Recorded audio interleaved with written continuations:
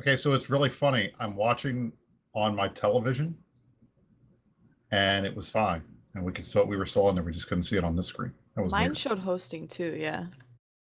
Yeah, It's hosting I've literally got Fat TV that's offline. on top. Yeah, I know. That means you dropped. No. It went Well, to. Okay. Never mind. We're good?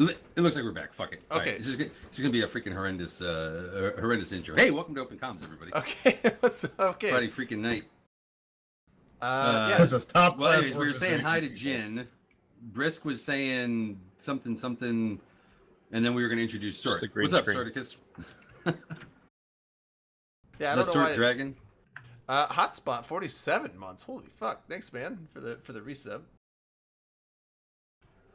Yeah, I don't know. I don't know if you dropped there or what. No, hell the happened. connection was fine. I think it just for some reason the channel just decided to kick me off and host Fatby TV that was offline. So I don't know what that was. But and Zalman 9 months. Thanks, man.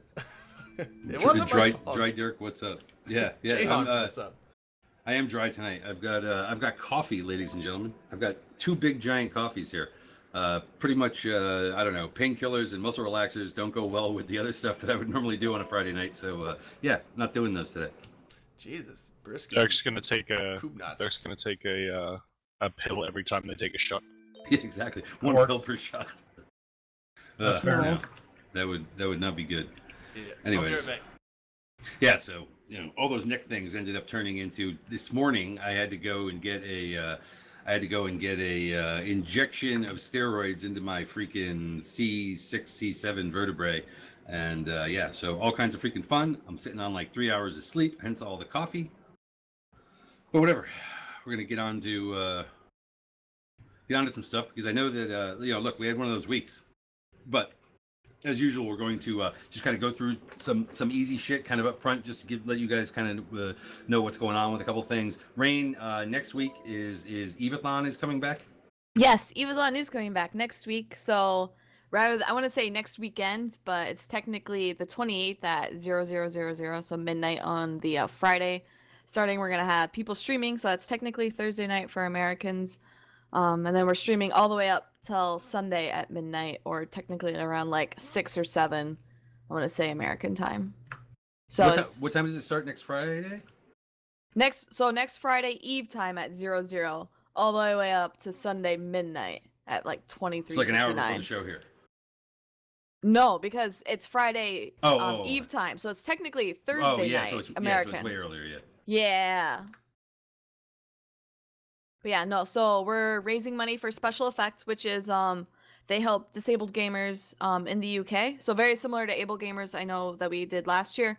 So we're doing Special Effects, which is really funny. So all of our donations have to actually be shown in British pound instead of like American dollar. So that will be exciting. But we have myself and Panda doing it. We have a lot of people coming back. So people know Bjorn B, Sutonia, Manic Velocity. We also have some newer faces as well. That will be on the stream. A lot of people coming up. So I know we have like, I want to say Wingnut. He's Australian, as well as Tamia. He does PvE. So like a lot of different folks, a lot of like people across the world all sitting together and helping raise money for Special Effect. If it's in pounds, won't it look like huge donations? So it shows as British pounds. So I mean, if you can donate in dollars, but then it just auto translates back. But yeah, so you guys are all like sitting there really quiet staring at me. But no, I'm really excited for it. I think last year Open Comms wasn't in, I want to say, on like on the stream, on the Evathon stream, but instead you guys raised money here to then be able to give, sort of thing. I don't know if we're gonna do that again. That's up to you, Dirk, I guess, if you would like to do that. It's up to me. But It'll be up to you. because you're the one who handles all the finances. I don't fucking handle shit. I literally don't handle shit. All right, well, it's whoever handles our finances then, because I can't. I can't handle myself. Drayden, so it's up to Drayden then. But yeah, so I'm super excited for it. But Braden can't even get your green screen right, so how do you expect him to handle the money? Oh yeah, I'm supposed to do that. Drayden, come on! I'm sitting here talking for like 20 minutes about my charity. I was getting my booze. It's awesome. I'll do a shot for Oh, we can't do shot for subs. I'm gonna do a shot because I feel like it. Special effect. A shot to charity. Are they similar to what was the accessibility group that we had used to Able raise? Gamers. Able So Gamers. that was Able Gamers. So if you think Able Gamers is in the US, Special Effect is in the UK. They do very similar things of like focusing on accessibility, bringing gaming to everyone, allowing other people to game. I know Special Effect really focuses on what they call iMine, which is Minecraft you can play with your eyes. So you don't need any controllers. You know how Gommel uses like the straw? You don't need anything like that. You play it all via looking at the screen. Does that make it suck less? I actually have no idea. I haven't actually watched people play it, but like I've seen, well, to be fair, I've seen clips of people playing it, but like I've never like watched someone physically play it. So I've it's watched my like kid play it, and I'm not enthused. you should get him iMine, because then that way if Yeah, he you breaks can I his feel foot like or I'd something- get. I feel like if we watch someone stream it though, I'd get sick by looking at their eyes and just seeing their eyes jump everywhere. That would be I mean, weird. it would be cool too, because I mean, so obviously the gameplay would have that effect, so you could also maybe set something up to see exactly where they're looking, to sort of like how people press their keys or whatever. And so Raiden Harmon brings up, don't forget the special guest streaming. So we are actually going to have CCP on their streaming as well. I know last year we had Guard, and it was kind of a surprise sort of thing where he jumped on, but this year they're actually planning something, so I'm really excited to see that. Now, Stevie, the former CCP Stevie G, anyways, CVSG.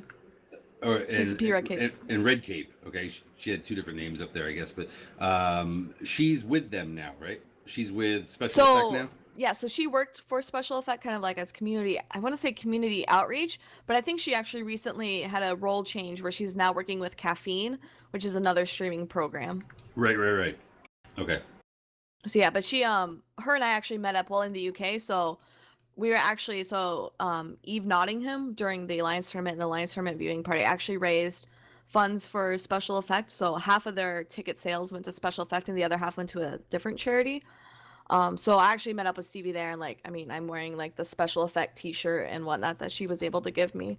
And so we kind of got some swag, a little bit more information about that and everything. Oh, she's an ambassador for Special Effect. All right, okay. so instead of like being, I guess, officially employed, she's Yeah, I knew more she of- had yeah. something to do with it because I saw, I'd see a number of tweets from her out there, talking about it. You're not talking about Evathon, but talking about Special Effects. So I didn't know if she worked there or how she was associated. But cool. All right. I don't know how much you guys want to talk. Do you have anything else about that?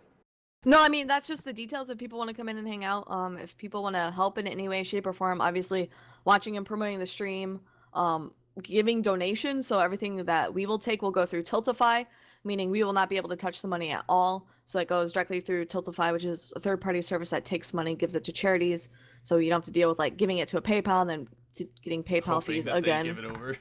Yeah, and so it's like all this stuff, yeah. So we go through Tiltify, and then I want to say if you want to do something in the game, whether that's participating on fleets, bringing content, whether it's like, bringing a fleet to fight someone, or 1v1ing people or anything, or some people are doing giveaways, so stuff like that. So definitely feel free to participate, hang out, etc. If you have questions, yep. I was just gonna say, like, it doesn't have to be money. You can do a lot for the streams. I turned up to a couple of them myself, and it feels good to help out when you can with stuff like this. It's great to see the community being a force for good in like the world to some degree. I know that sounds like super sappy, but it is true. Yeah, I mean, I think I want to say Evathon and Eve players in general have really shown how much the community actually are not complete assholes like the media makes us out to be. Like, yeah, we do all this crazy stuff in game, but when it comes down to it, we're actually decent human beings and we care about each other. And that's why we also pick charities like Special Effect, because it's gamers giving back to gamers, and we can pretty much directly see the effect you have with some of the stuff Special Effect has come up with and the people they help. And Raiden is just saying in chat that in-game donations for giveaways you give to his in-game name is Raiden Harmon with a space between. You can go to Raiden Harmon. Yeah, so what we'll be doing throughout the stream is giving away things to the players. So obviously some people like to give things in-game. We don't have anything like Plex for Good. We can't do anything like that. So instead, anything given in-game is actually, we're just going to do giveaways. I think we have some big giveaways to give out when we reach certain goals. But otherwise, like, if you just want to stick around, like if you're Nanok here is saying he's an asshole, so he can hang out in the stream and then win free skins or ships or Plex or something like that if he wants. All right. Just next up, I mean, look, just some of the quick kind of freaking news that comes up during the week. I don't know if you want to freaking talk about this or not. I gotta be honest, I don't have a hell of a lot to say about it because I just look at this as being kind of a rando heist. But the Blue Melon thing. Yeah. Apparently, Yeah. Blue Melon moonwalked out of the game and on his way scooped up a bunch of AT 18. ships out of. Was it out of Amamaki's locker, or how does that? I mean, you were part of no. Amamaki police at one point, were you? So Blue did not steal from Amamake Police. He stole from Pandemic Legion. So how Pandemic Legion does their Alliance tournament stuff is they have one character hold all of the Alliance tournament ships. His name is Carl, Kerl, I believe. And so what he does during Alliance tournament season is they give them out then like a cache of them to say, okay, you are using comps that use the Rabisu, so we're gonna give you some Rabisus to fit up, fly. And then you do all this and that, and then they take them back. So I had thought Curl hadn't asked for them back. Apparently he had. And Blue was just, I don't think Blue was actively playing, so he didn't give them back. But then I think last minute, so Blue's part of Israd. Israd was leaving. As far as I know, Israd left on good terms with Pandemic Legion. But Blue, as part of leaving the game, leaving Pandemic Legion, etc., was just like, you know what? I want my name to go down in history, and took them. Okay. But that's not that story. completely true, though. That story There are other people that was were amazing. affected. But that There are story other was people that amazing. were affected other than PL. For those who didn't hear the story, Who? basically, Blue Melon had wanted to join PL like 7 years ago, and he was trying to get in with one of his corps back then, and PL basically pulled an Erebus heist on him and took his Erebus. And then somehow over the years he ended up working his way into their good graces and got back in, and this was his response for that. That's the kind of long-term Eve revenge story that's just hilarious. It's the That's only thing, pretty it's good. kind of stuff that happens in this Yeah, game. but the thing But is, I mean, that, wasn't that he in really the Alliance wasn't the tournament thing. teams? Like, Go ahead, Jen. I don't see that being actually a thing. Like, this wasn't just planned. In fact, I think he openly said that it wasn't planned. Correct. You could definitely try and spin it like, oh, it's a classic E5 story, but I don't really think it is that. It's just someone being like, just sticking two middle fingers up in the air and setting fire to the place on the way this out. didn't look like a long-term It doesn't have to be like a different long-term 7-year planning thing. It's still pretty cool that the guy remembers still 7 years ago that they took his Erebus, and it's still in the back of his head. So on the way out, he takes their stuff and says, "Hey, that's for my Erebus. Thanks." That's funny. I think that's hilarious. How many of them did he karma. actually? Search, 18. Thanks for 10 months. Oh, 18. I was gonna say, I was like, because how many did he take? If he took a couple, it's like, I mean, how many have been lost? Like half a dozen, maybe. And so I think somebody they got valued it something like 50 5 or trillion or more, something. So or 25 Yeah, 5 or trillion. something. Yeah, so I mean, the fact that, but if he took 18, that's a significant amount. But the other thing is, like, wasn't he on the Alliance tournament teams that won those? I want to say. I don't know if he was on the Rat- tournament that won those specific ships, but he was on the Alliance tournament teams that won, wasn't he? Yeah. I want to say he was. Maybe he was for just one. like, hey, I helped win these. I'm taking a couple just in case I come back to the game. I got a bunch of money stockpiled up that I could. It's like investing in gold and then burying it. And then coming back. So I want to pitch this to Sort. Sort, you said other people were affected. Who do you know that was affected? We have a mutual friend that was affected. That in Blue had ships of. You know who it is, and I'm not going to mention who it is. I don't think I know, but I can DM you about it later. So, but Blue's mentality was that he was stealing it from PL, that he wasn't stealing it from the line members. So that was Blue's thought process. He was like, I'm not That's taking the same anything. thing the judge said, like, oh, I'm only doing this to CO2, but I'm not doing it to the line members. But Like, well, that It's was a still little bit the same different because it thing. literally affected the line members Yeah, in every way possible. yeah, because like, how many of the line members in PL get to use those ships? Probably not many. So it doesn't None. really affect them at all. To step back from like the kind of bias against PL here, you say it doesn't affect the line members, but when they win Alliance tournament ships, they use them in future Alliance tournament, and the money they make of selling Alliance tournament ships actually helps to fund PL, which then does trickle down to the members. So I mean, that is maybe, true too. yeah. So the way, so if you look at some like a group similar to like Hydra Vidra, so when Hydra Vidra win, or when they fly in the Alliance tournaments, they say, hey, give me your personal Alliance tournament ship, and we're gonna put it with the group. We're gonna fly together and hope that ship doesn't die. But then when you get winnings, the winnings go out to everyone. And so Pandemic Legion's different, where they say, hey, we're going to use our AT ship cash to fund this. So therefore, nobody has to like use their personal, Maracha or their personal Rabisu. They use the group one. But then at the end of the day, when it comes down to prizes, they say, okay, we're going to divvy out, winnings, however they want to determine who wins what. But then a lot of the winnings can also stay within PL to both fund the members as well as other things. Because for those, I think this might be secret of PL, but like PL also commits a lot of funding to be able to do a lot of their spy work within the Alliance tournament season. So that ties up a lot of their funds. So like if you think funds for SRP or something along those lines. But anyways, I don't know. I mean, I don't have any insight into how that all works with, on the PL side. And we don't have anybody here tonight that can speak on behalf of whether or not this directly affected line members or is even, comparable to kind of Judgment Day or anything like that. I don't know. I mean, one seemed to me to be much more geared towards this totally affected line members. The other one seems like it was a bundle of ships that they had in this other wallet that, didn't. But whatever. This is what happens, man. Hold on. The long kind of memory that people have, though, right? I mean, there is scamming that goes on in places out there, goons, and other places and whatnot. And you don't know. I mean, somebody may sneak through. And I mean, how long was Blue ultimately with them for? He was with them for a long time. Yeah. Like at least friends. Go ahead, sorry. Oh, go on. That's just what I want to say. No, I think the problem with this is a lot of people blow it off in a sense, and I don't particularly care about the financial ramifications in the game. I think it's definitely people willing to throw away relationships with people. Like, I mean, I know that Blue was close with a lot of people in PL, and a lot of people at a personal level will feel a little bit, what the fuck?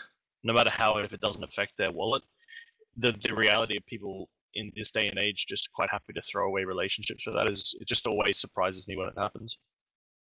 I agree.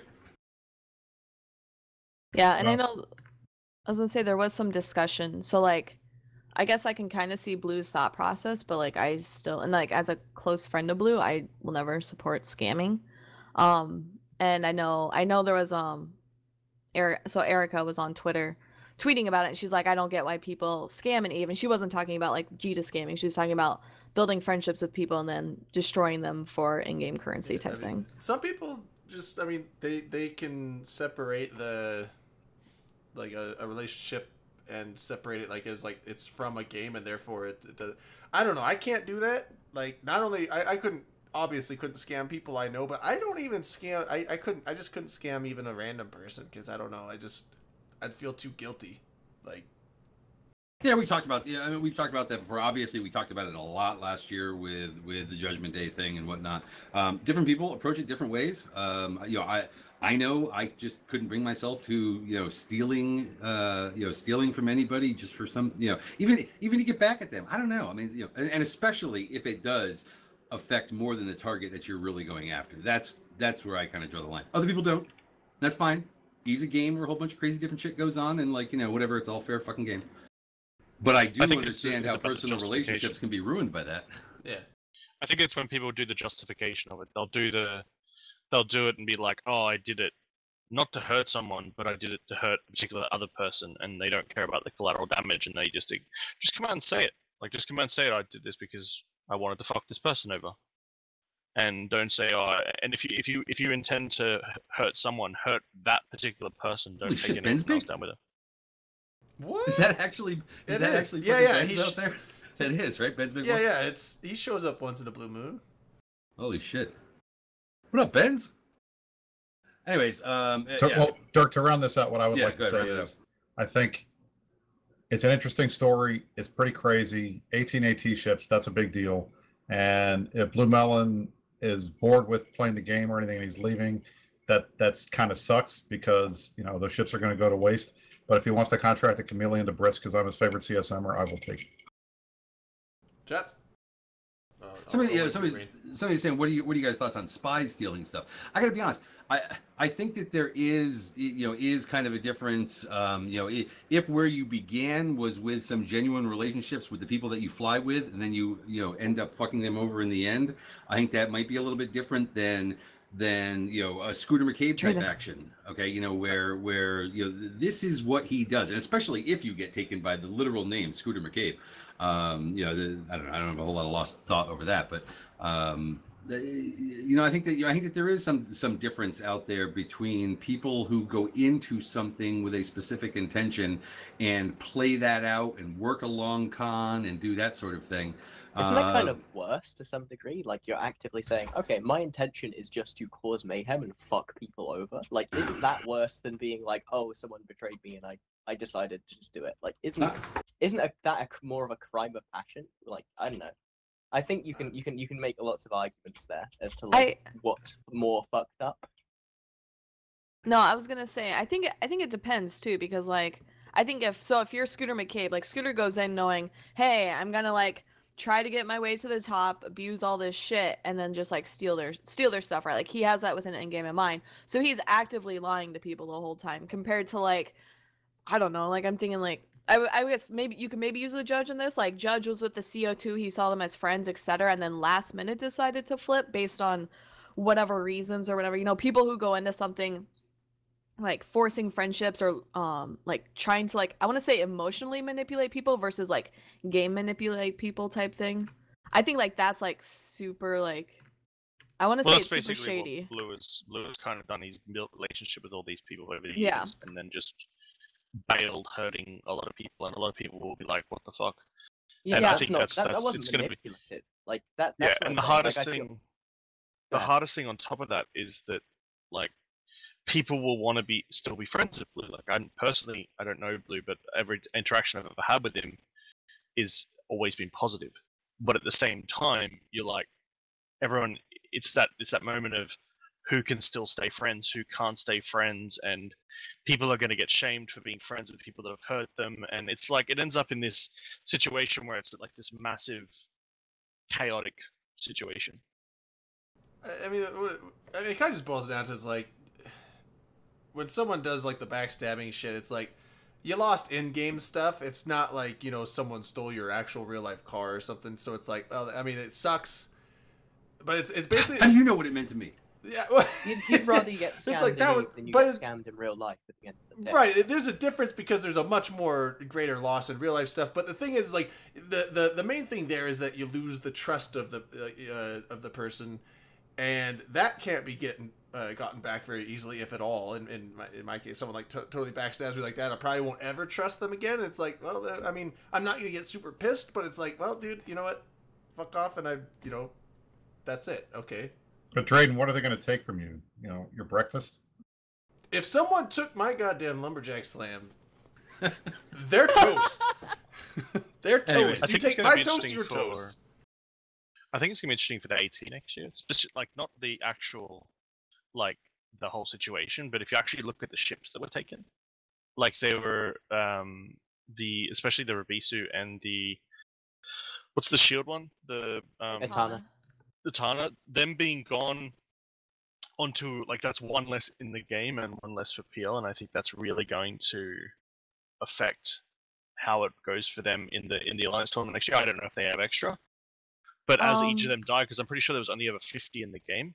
Yes. And so as each dies and each goes onto an inactive account, they might have more, but it takes it away from the Alliance tournament itself. So we might actually see a time in the next like 5 or 10 years that there won't be many Rabisus left, and it'll be very interesting to see how it goes. Like Rabisus and Etanas are the logistics backbone of a lot of AT the point there with Etanas where we're actually probably going to run out of them before they become like not viable in the AT. I mean, that's 3 Rabisus down. That's crazy.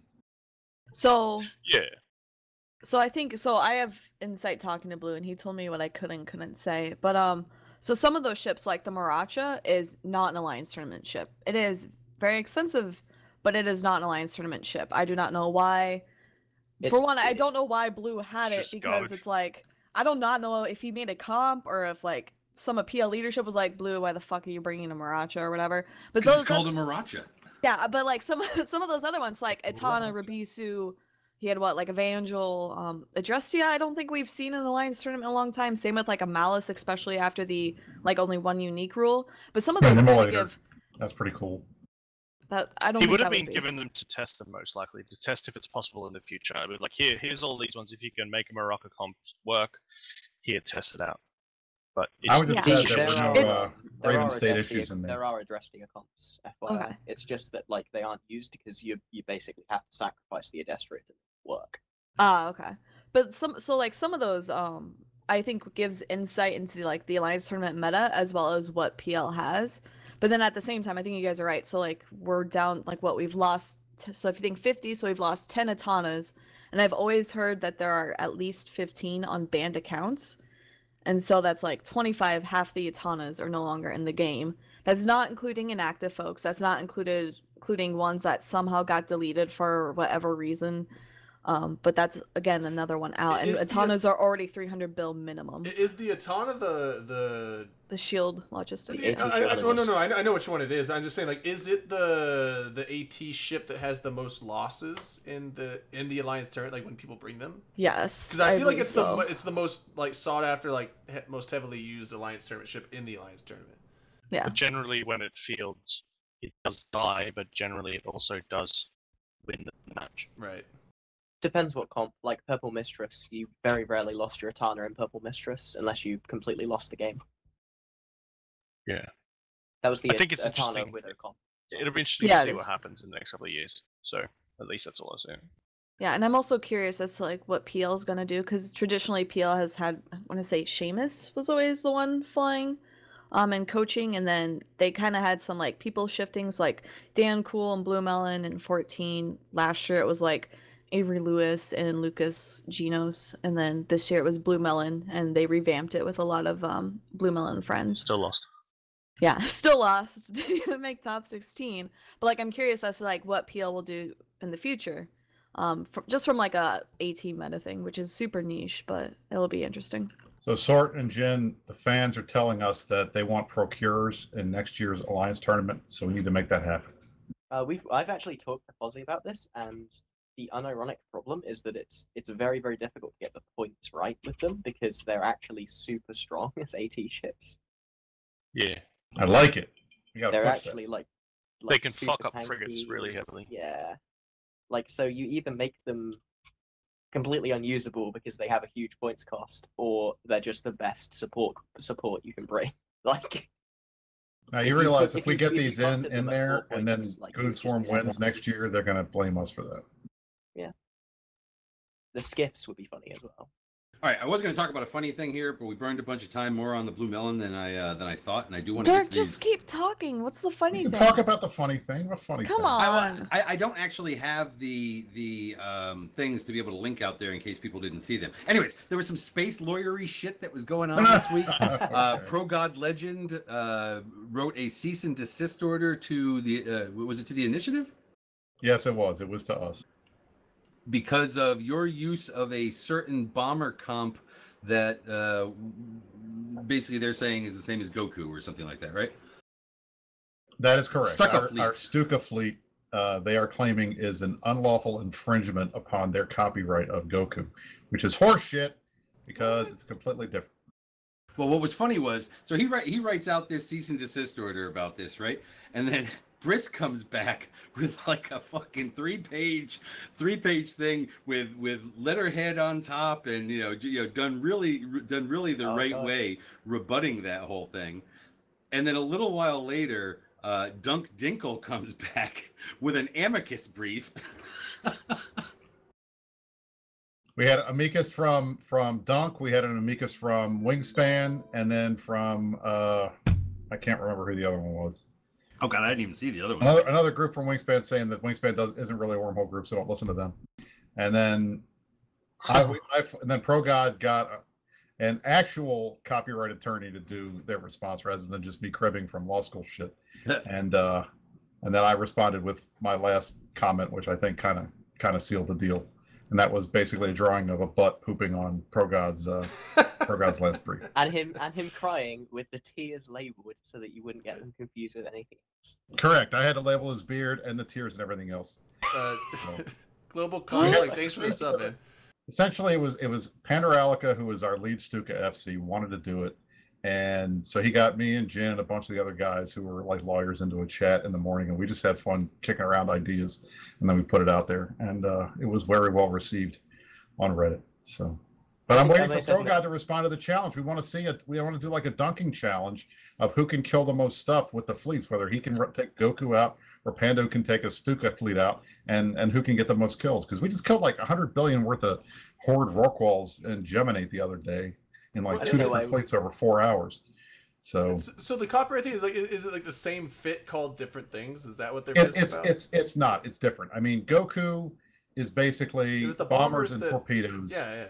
It's And eight So cloakless historical bombers. for historical like Sure. significance, Pro God was the one that created Goku.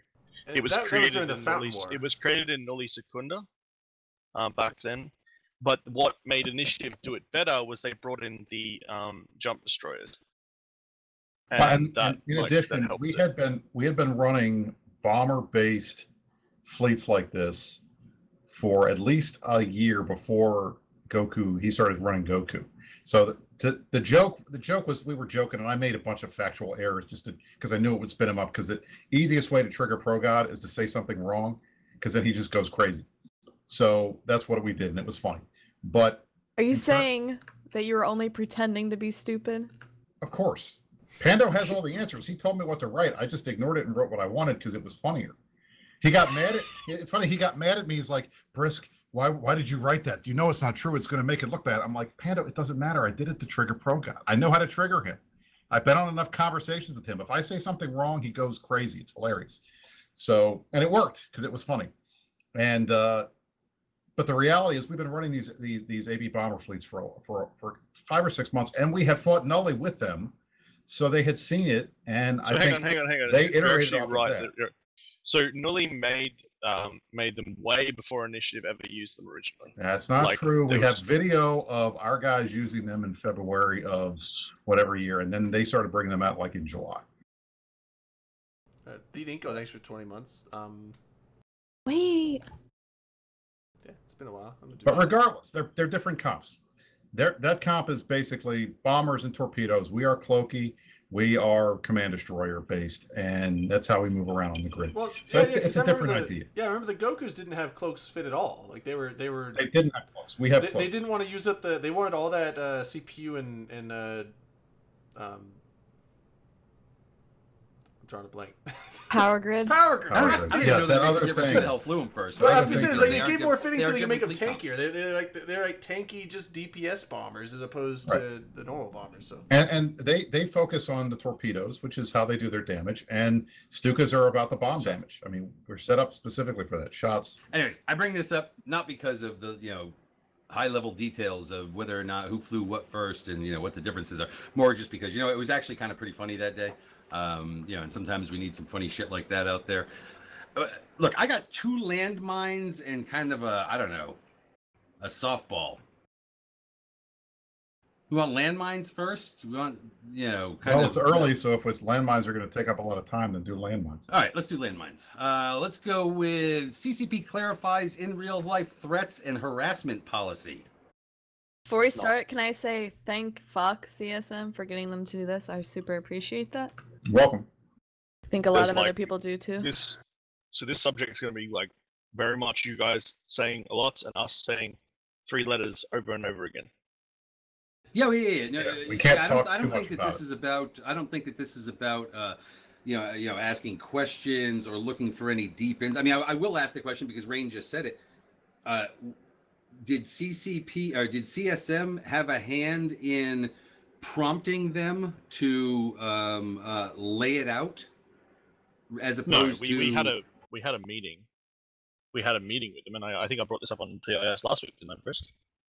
Yes. That we had a meeting with them that was everyone walked in the room and we both looked at each other expecting like war, and it ended up being like rainbows and hugs, and it ended really well. And what come from that is we labeled what some of the big concerns from the player base were, and they laid their concerns out. We gave them ideas. I didn't actually expect them to write this, to be honest. I didn't actually know that they would. And they gave us a heads up and then posted it, and it was like, oh, cool, great. I mean, one of the things that's always been an issue over the years out there, right, is when you're dealing with things like the EULA and the terms of service, a lot of these things are not are not spelled out in a high enough level of detail that it, for two reasons. One, whether or not players know where they stand kind of in these things, as well as, how it will be enforced and things along those lines. I think that they absolutely spelled this stuff out. I think there were certain things that absolutely came into play that caused them. I mean, you can see stuff in here, especially in terms of the in real life threat type stuff. That obviously goes back to things like GigX and other instances of that out there, along with defining what a permaban means in these situations. A permaban is not on the character. A permaban is on the human being behind the keyboard. And that, I think, was the most important thing to clarify. And I'm glad that was in there, because we had gotten, there's always concern about, oh, well, the ban is just the account, so you can just create another account and keep playing. Now, granted, maybe in the past that might have been true. I don't know. It's before my time. And maybe that would have mattered a couple of years ago when skill injectors weren't a thing and you couldn't just, create another account and get your same skill points back in an hour if you had enough ISK. But nowadays, it's not a big deal to ban an account. You just make a new one. Back in the day, it used to be a big deal because that was years of time that you would never get back. But now, the thing is, like, making a new one, you still need them. You still need the ISK to like inject everything. Well, sure, exactly. Yeah, but if you're a big personality, like, people are always going to be willing to give you shit. Progression is social, not just economic. Yeah. Right. There's always going to be somebody who's a fan that says, "Hey, I felt bad. I think you got the shaft. Here's 60 skill injectors. Get back your account." And that happens. But the reality is that when folks are making real life threats, that's not an issue where we should sit around and say, okay, well, sorry, you can come back and play the game again. That needs to be punished in a more tough manner. And at least now we know that if you do that, if you go outside the game and you're making real life threats and you're giving people a hard time, you're going to be removed from the community, and that's a good thing. I think the one thing that oh, go ahead. No, you go first. I was just going to say the one thing that's been always CCP's been accused of. Hang on. Big fucking truck, sorry. One thing the CCP's always been accused of is inconsistency. And the reason for that is there was never really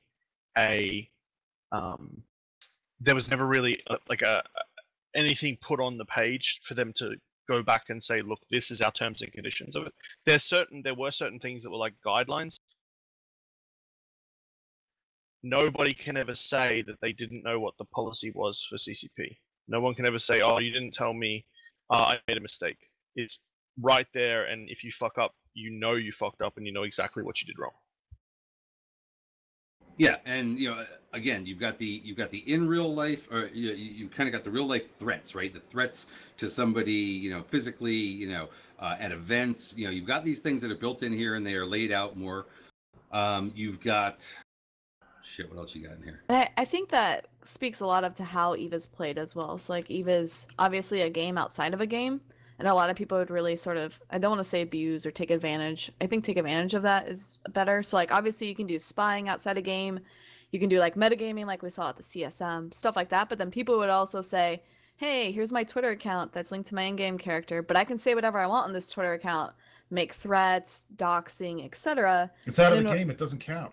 And it's out of the game, it doesn't count, and you have to take it up with Twitter, which has a really outrageous policy, by the way, if you get doxxed. Like, you have to send them your passport and prove who you are in order for that stuff to get removed.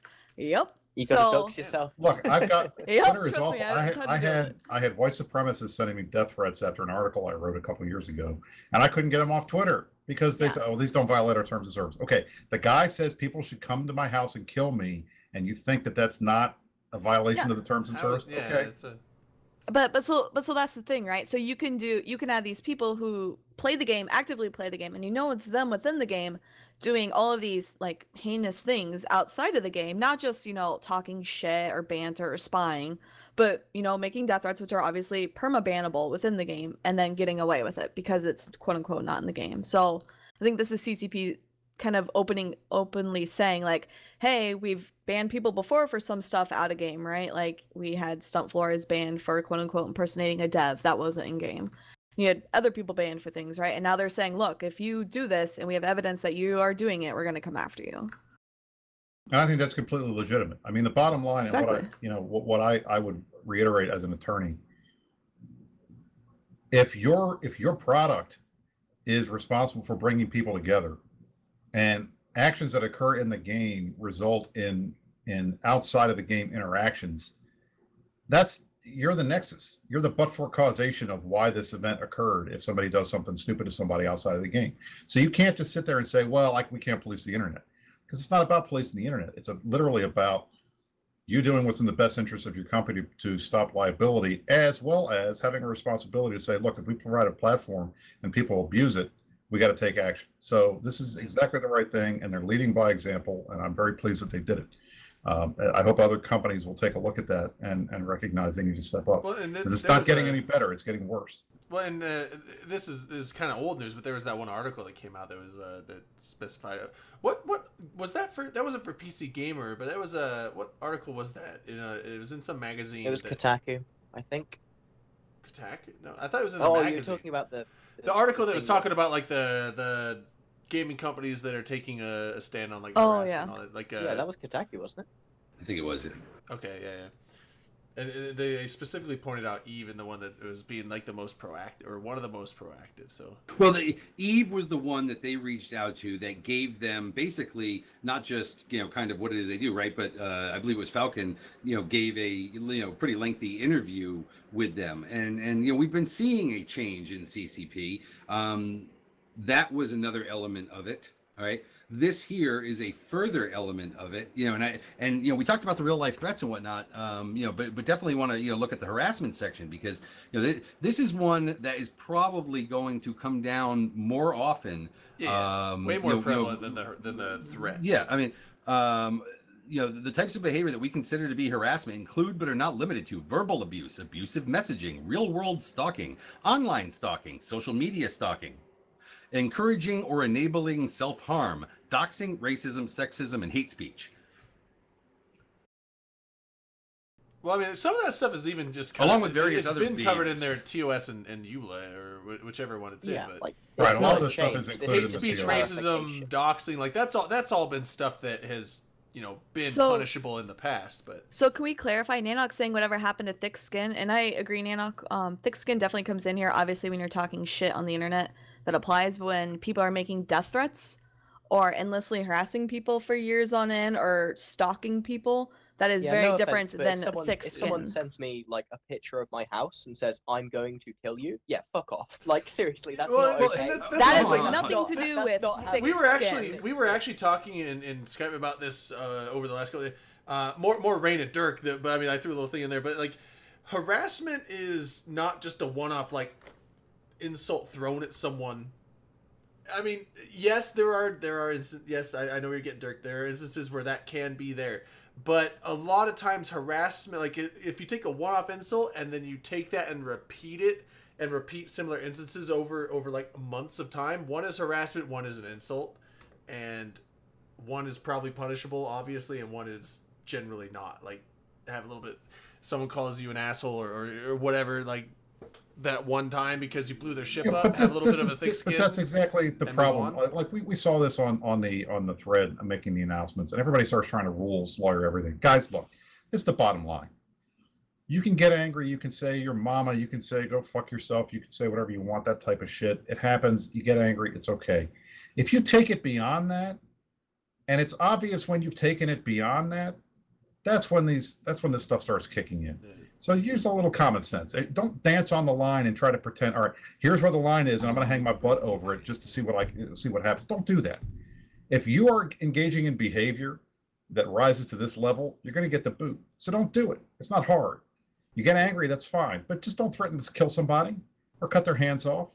Well, or, okay, do it for 8 hours. This is where I wanted to inject before, because why don't we stay away from the most extreme examples that you can get to and go more to kind of what is more common within Eve Dirk, you or say surrounding that like Eve. those instances Dirk, aren't common. You say that like those aren't common. I have seen plenty of stuff like that. I said extreme. Okay, not extreme. I think threatening to chop somebody's hands off is probably pretty extreme. I think threatening to kill somebody is probably extreme. Right? It's a little bit different than calling you a name. Try to give me his address so that I could fist fight him just last weekend, and I had to file a fucking support ticket. I was like, great, time to block this guy in game, time to block his little corp. Now I gotta file a support ticket. So it's not like these are extreme, Dirk. These are very you have received threats like this before. You've seen stuff like this before. These are not extreme. No, You go okay. and gank some guy in high Threats sec. against your person. Okay. Those aren't extreme. Those happen a lot, and it's pathetic. No, hold on. We're not talking about commonality when I use the word extreme.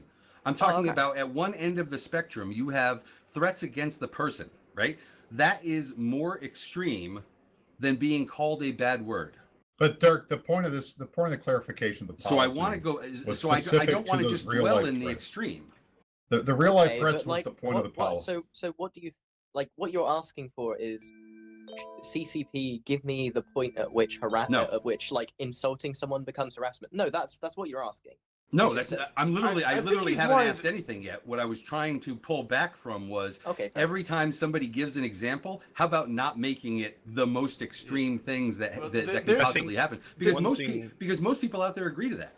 There's a gray area, I think. There's definitely a gray area.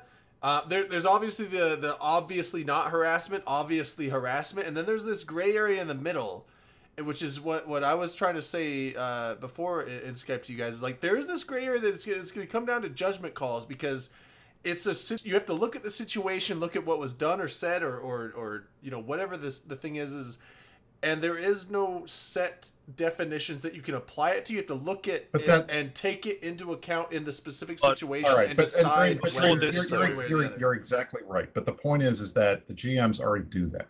And they have internal guidelines that we haven't seen, that they won't show us, they won't show anybody. Even us under NDA, they won't show us. They've got their own rules and regulations on and how they determine this stuff. And they've been doing it.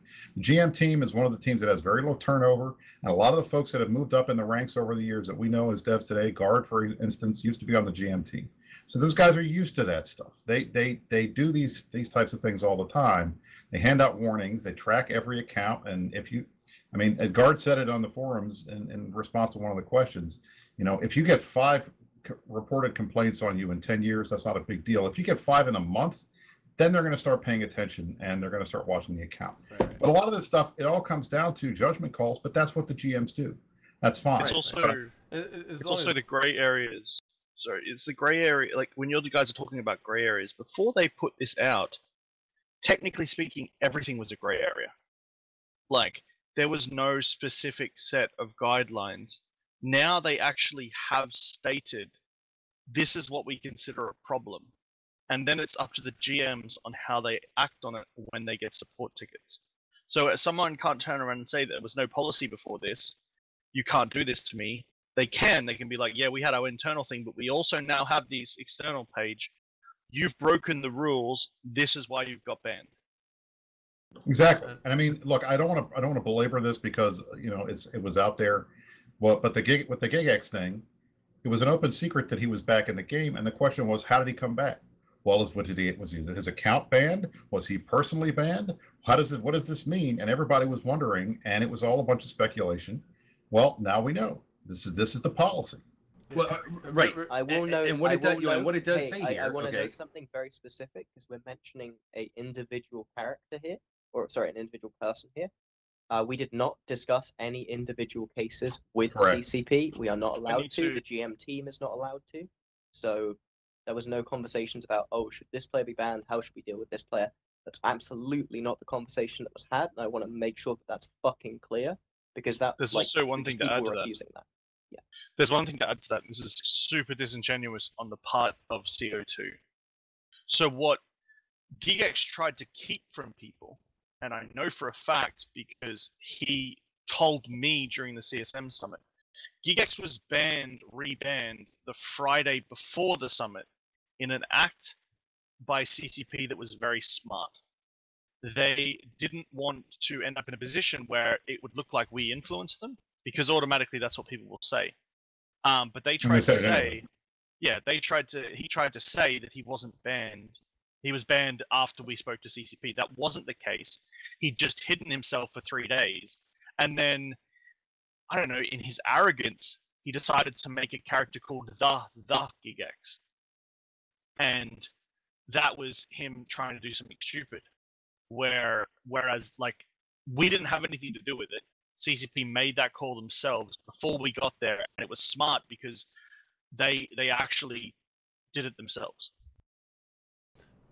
Real quick before it scrolls up to we're gonna do a shop at a Theed, 20 months. Keys, 12 months. Daggered, thanks for the sub. And there was another one. That just came in. Colonum, thanks guys. But yeah, I'm gonna pop shot anyway. Sorry to break you guys up. Shots. But yeah, so as I was saying, even instances of real life harassment against another player, a volunteer or developer, will be handled with a zero tolerance approach at the sole discretion of CCP. So even up in that harassment section, you're talking about zero tolerance approach to bans. Okay. Here's what I kind of want to get out there to everybody, because I'm gonna be fucking honest. This is something I had to get through to my goddamn self. All right. When individuals are removed from the community for breach of this policy, they are removed on a user, not an account basis, okay?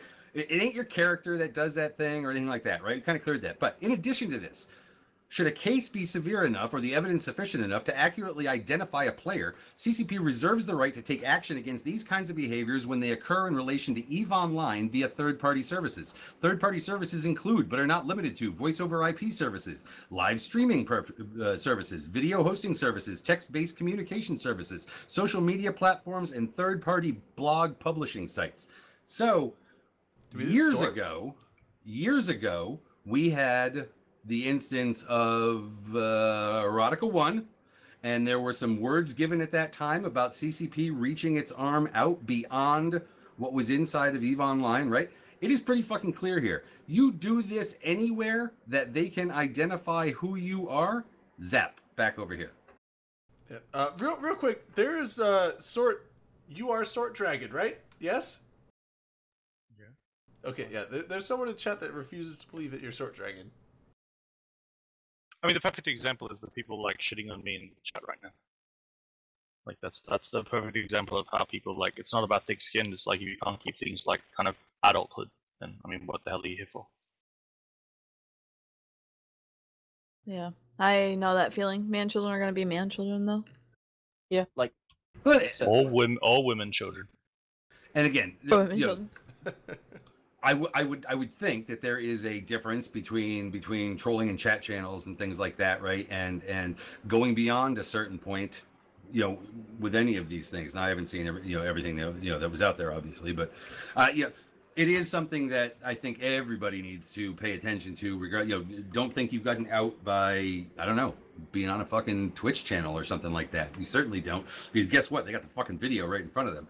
Or you're out there in certainly in an in-game chat, right? Certainly in a Discord where they can figure out, who it legitimately was. Any of these places, but they also sit there and they talk about how they will put this out there to other platforms to hit you on those other platforms.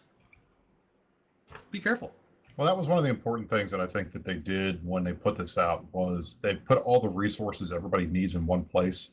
So you can just use that one, support page item that has all the links to everything. And that's good. That gives people who are freaking out, a place to go and something to do, which I think is the biggest issue in some of these situations is, you get stuck with this stuff, you get nervous, and how do I fix this? So putting that all in one place is good.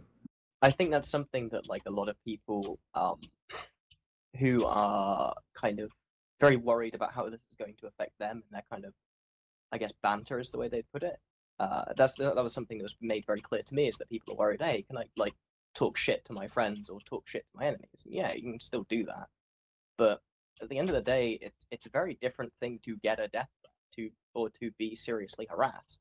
And if it's not happened to you, it can kind of seem like just words, but there's a reason why terroristic threats are illegal in the real world, because they're effectively allowing you to use violence by proxy. You're saying, hey, I'm going to threaten you with, with potential violence because of something you've done, or to try and make you do something. And that's like clarify fucked that up. there. Yeah, go ahead. Like there is a little bit of clarification on that. Like sometimes, generally, when people have to hear, can I say this? Generally, you can't. You're just trying to see if you can get away with it. Oh, yeah, Right. absolutely. That's exactly what it is. If you have a question about whether what you're saying is going to get you banned, shut the fuck up. Period. No, I don't think that's a fair way to put it. But like, I think the most important. It's a fair way to put it, Jim. Rule 1, which don't is have to. just don't be a dick. There's Like, no don't- ambiguity here. If you're worried about whether you're saying something that's gonna get you in trouble, then don't say it. That's the easiest answer. Just don't say it. You don't have to say it. Period.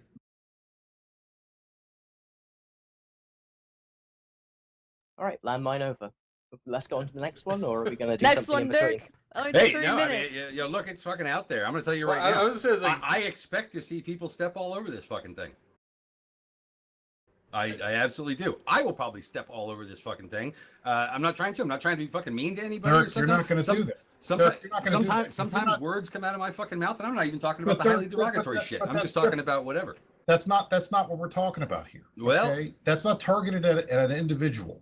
All right. If Well, you but come even- after me even and if it start is, targeting though- at me, then that's one thing. But if you just say something stupid, it's not going to get you banned. See, you talk to different CSM, you kind of hear different things on this, okay, as they kind of give what their interpretation of it is, none of which kind of matters in terms of their interpretation, because none of them can control whether or not a GM or ISD or whoever, starts taking control of these things. Yeah, we don't have control over it. right. Like, it, You know, we so- know I it's- so- doubt- I'm not. okay, I'm so not even. The other claiming day that I when have this any came up in control. Talking in Stations Good night. Discord, and somebody in the Discord asked, well, what if I said this about somebody, who's a buddy of mine and whatnot, and it's obviously just a joke between us or whatever, and the response that came back was, if that word can be used as a derogatory towards someone else, then you using it over here is also derogatory and therefore falls Okay, under the policy. hang on. So Right. what you have to understand is nothing is changed. Okay, so this, like, in none of this matters of any player saying anything whatsoever. The reality is they have stated this policy so people know. It doesn't matter so much what's in that policy. It matters what the GMs have on their desk themselves, right? And they've had these kind of policies for a long time. It's just how they act on it. This is to show the player base that they actually do listen, that there is a problem there, and this is a policy that they didn't have beforehand. And that's what's been needed. So people saying, well, I can't say this to my friends, there's a very big difference between it, right? I mean, you can say something bad in local, and you can actually argue bans and say this is what has actually happened. But Like, even they're then, not saying why you're would gonna your get banned friend report you? I mean, that's the Well, point. well, Why, but- why would your well, friend it doesn't report have you to. for It saying doesn't have something? It could be because- someone else. Yes, it does. I mean, you know as well as I do, they're Brisk. not- You they're know as not well as gonna I do. take- Look, and I can't. I'm going to say this just as a person, not as a CSM person, but it'd be absolutely freaking ridiculous if they were taking third-party complaints of, I saw someone else say X to this person as a report, and then do something with it. That's stupid. That's hearsay. It's nonsense. You don't know the context. If the person that it's targeted to makes the complaint, that's when you start paying attention. But what Otherwise, if the person? I that- throw hostile work what if the environment per- in what if there the as a third example party of is- a third party. What if the third party is the one that's offended? Now, I'm just playing devil's advocate here because I honestly think that CCP will have a very mature the group of people that like go into like the the ruling on this stuff. Hopefully, they are rational people and can look at things in a realistic manner and do it. Well, in a they smart kind of way, get but- paid to do this. The so I sa- think Right, it's it's- the right. So same- that's what it's I'm the hoping, same but- people who've been doing it the whole time, like literally nothing. has I changed. know, but just to be the devil's advocate here, in the fact that they're cracking down on this harder and getting more intense on it and encompassing That's more not stuff. what they're doing. They're Hang clarifying. on, who the said policy. Alright. they were cracking down? Well, not cracking down. What I'm saying is like that they're Drayden, shut up. Let's go to the next subject. okay. Like at the end of the day, we can't give you like could a get proper you banned, conversation Brisk, on this watch out. topic. Like we aren't the people who decide these Brisk bans. offended We aren't the me. people who can tell you the final say on this, because at the end of the day, as we discussed before, it's going to come down to judgment calls of individuals, and we are not the individuals making those judgment calls. So as much as we can postulate about what CCP has told us and the kind of impression that we get from CCP, it doesn't fucking matter. Like, you're not going to get good answers from us because there's no answers to give. The answers Let's are talk at about something CCP. less controversial, Let's go like say- 500 yeah, million. like that's what I'm saying. hits. Move on. All we're doing here is just- Err on the side of the Bill and Ted theory. I swear to God, I pretty much saw something out there like that the other day, which was basically, if you even remotely think that it's something that you shouldn't say, or you think you should question it, you shouldn't say it. I'm like, wow, that's quite the standard. But okay, I mean, let's all be betterer to each other, as Melania would say. Yeah. So what was my next one? Oh The Hicks. shit! You want the other you want the other landmine? Yeah, let's do it. Why not? Landmine. balance dev blog. Bunch of things in there, but apparently hole rolling gets rolled in the hole. And then it didn't. And then it got unrolled, or however the hell you want to put it. Unhold. Gin. Nah. Now, Okay. All right, moving on. Jin said no. Hold on. Jin's do you want to take the landmine one in this, or the simple ones and let's get them out of the way? Let's go to the simple ones, and then we'll get to the Let's go landmines. let's just go in order. Like the ECM. scepters and I'd rather stuff. ECM. Shotgun than ECM. talk about it anymore. I like it. ECM, they're making some changes out there, right? That basically the ship that you jam will be jammed to all other ships, but can still lock you back and fight you, right? That's the Correct. change It's a that's taunt. in there. It's ECM is no longer a prison mechanic. It's a taunt. Right. Well, I like. Well, okay. So this is what it's gonna do. If you're like running around in a solo Falcon and your like form of PvP is like I'm gonna jam the shit out of them and then I can kill them because I'm super squishy, but I can kill them because they can't lock. Like that won't work. But in fleets, it's still gonna be good. You jam out the Logi. The Logi can't rep people. Yes, they can fire at you, but they have to kill you before they can start repping people again. So it still takes them out of the repping sequence. So ECM is, and they said that they're going to make it more consistent. So essentially ECM is going to be stronger, but they can lock you back. I don't know. Right. I like it. Yeah. I There's honestly going to be a lot of I changes. love it. And it's obviously it's gonna have to come with a lot of changes to ships. it'll change. I think the the major like mechanical downside that I can see right now, like outside of the balancing of individual ships, and I maintain that's not particularly relevant here because what you're seeing is a system being changed, and what people are concerned about is the applications of those systems that are very specific. Whereas what you should be looking at is the this is obviously a huge change to the mechanic. And CCP is going to have to sit down and look at it and figure out how that actually works in reality, and then balance the ships around that. Correct. This is something I've written a whole article about this. It's going out tomorrow. Yeah, when is it going up? Because it's a good article.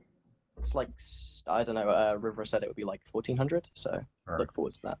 What I would say, at least in my response, is for the vast majority of applications, it's not going to be a huge difference. I think that the two areas that obviously are 1v1s, but in 1v1s, frankly, sorry guys, it's a bullshit mechanic. It's an I win button. If the other guy can't shoot you, It's not in that a it's an I 1v1, win then button. you're gonna lose. I would not call it an I win button. What I would say is that it's a mechanic that lacks counterplay by design, and that's Yeah. Right. bad. Like it's a mechanic where your counterplay to ECM is have prepared way in advance and bring ECCM and like overheat it and pray to RNGs. That's all you can do. correct. Whereas Because against Which is the a RNG direct quote aspect from of your it. article. Yeah, it's which true. is literally a direct quote. The other thing that I think it's obvious, at least for some of these ships, Griffin Navy issue is going to need a balance pass because that's really what it was for. Widows are going to need a balance pass, but they need one anyway. If there's any area, any group of ships in the game that needs a balance pass right now, it's Blops. They're just Give them need a covert lot of cloaks. work. Oh, sorry. Every time. Blops needs work. But yeah, like But we know I that. think They the knew main- that when they Anyway, did it I want to before. go back to it because I was trying to get onto the point about the main problem that I see with how ECM, and this is something we're very cognizant of and talk to Rise a lot about it, and that's the fact that it reduces the ability of small gangs to fight carriers specifically. That's obviously like not great because carriers are already really fucking powerful, and removing the like one mechanic that small gangs have to effectively nullify them is pretty bad. But I maintain that that's not really an ECM related problem. That's an issue with carriers. Like, it's hard. Like Eve's very hard. It's full of interdependent systems. Now, I have one question that I was curious about this, because so what they said, like, okay, if someone jams you, you'll break locks on everything. If you already had the person that was jamming you locked, you will keep the lock. You don't have to relock them. Yes, you'll keep Correct. the lock. So, but also they said anyone else that's jamming you, same thing. You keep. But now, is that the thing? Is like, what if they're trying to jam you and their jam quote unquote failed? Do you still keep the lock on them because they're trying to jam you, or do they have to be someone that has successfully jammed you after you're already jammed and you keep the Trading, lock on them? if you're already targeting them and the jam fails, then nothing's different. I know what I'm saying is like that I'm saying the other party. So say someone jams you. Are you drunk? No. Oh no, he's No. saying that if you ECM, if you attempt, So if someone you fail an ECMs you, ECM you cycle, keep the does it lock break on them, the but locks someone on other else target? ECMs you. The fact that they tried to ECM you, does that mean you can lock them now? Or the fact No. that they, No quote unquote, I successfully would be very surprised ECM'd if you that after was you've the already been mechanic. jammed? Do you It get has to lock be them? successful, or else what's the point? Okay, because I'm just wondering, like, TLDR, we don't know. Is the answer. Here's the main reason why I'm asking this is because in Black Legion, a lot of times we fight against Horde, and Horde loves to bring full flights of ECM, like 300, like the jamming scout drones. And so 5 light scout drones that are trying to jam you, one of them, when you get jammed, technically one of those drones has jammed you. Do I only get to lock one of those drones, or do I get to lock all 5 that are trying to jam me? You drop. Jade, You lock the you one only that get hits the lock. Also, That Drain, sucks. when that happens, no, Drain. So when you see the EC drones flying at you, what you do is you drop your warriors or your acolytes and set them on auto aggro focus fire, and they will clear the drones for you. I've done that all the time as Logi. Yeah, I know, but But that takes skill, Rain. Right. I'm not that good You at gotta the know how to do game. it. oh yeah. And it doesn't have an impact on ECM bursts either. So just FYI, because people keep asking that. ECM burst is unaffected by this. It's not. It has nothing to do. ECM is just a lock breaker. It's not a you can't lock anything. Oh, okay, yeah. Yeah, Right. So it doesn't count. It's a different mechanic. That's so funny. And again, ECM versus such a with future janky balance, fucking module. with future rebalance stuff, right? They're going to be looking at the ECM ships out there and working with them. Is there any reason here? I saw it listed the other day. Is there any reason here why Caldari shouldn't be looked at for a second E-War other than jams? Doesn't everything else have 2 E-War? Yeah, but that was an old design decision made back in 2003, much as ECM was. I'm sure that'll eventually be addressed. Like, that's just going to happen at some point. It's just when does CCP have the time to spend 6 months making a new E-War system and adding it to the game? Yeah. It's like how, this is like Citadel was being... Well, I'm wondering if they took only them a got while. one because theirs was so powerful. I couldn't speak to that. I wasn't around in 2003. I was busy being 7. Yeah, we've been on the CSM for 3 man. years. God, You never you're asked such a that? kid. It scares me how young you are, Jim. Anyways, all right, moving on to the next interdiction nullification. Brisk, tell us about interdiction nullification, because I know that you were a big supporter along with, I think, the entire freaking CSM or something like that. Absolutely. I mean, look, We I all have- we campaigned have- on this. We have I think it's fair to say that there's like differing opinions of what the problem is. I Like, agree. That There's is true. definitely some people who think like all nullification on all combat ships is bad. That's definitely an opinion that some people have on the CSM, but I wouldn't say that's the prevailing opinion by far. That is obviously my opinion. And when I campaigned, I said flat out, we need to look at interdiction on interceptors, or nullification on interceptors, period. The fact is, in my opinion, and I know not everybody agrees with me, but my opinion is combat ships should not have nullification. The point of nullification is for travel. That's what it should be for. Shuttle should have it, and it should be primarily used as a way for folks to get around. If you fit a combat module on an interceptor, I think, and by combat I mean guns, not tackle, but guns, you should not be able to have a nullified ship. That's what I was pushing for. I think the big issue is there's a question of what the overall issue is with interceptors. Is it the nullification, or is it combat balance type stuff? And I think CCP seems to think it's combat balance type stuff, and they already did a balance pass on the clause earlier. But I think that was just number dialing, and I don't think it really dealt with the issue. It was a change from a damage bonus to an ROF bonus with the intention of making the volley of the claw lower. Right, because the alpha was the issue. Yeah. Well, and that's what they believe is the issue. Yeah. So for my thing, what I was hoping for was we would see a system where if you fit a gun on an interceptor, you lose nullification. If you take it off, you get your nullification back. They didn't want to do that. Instead, they just said, we'll take the combat interceptors, the Raptors and the Claws and those types. We'll take it off of that. We'll leave it on the fleet interceptors for tackle, and we'll see what happens. And I think we know what's going to happen. Instead of Claw fleets, you're going to see Ares fleets flying around. It's fine. But I'm hoping that once that happens, we'll be able to go back and say, guys, this is what we told you was going to happen, because the nullification is what makes these ships so good, not anything else.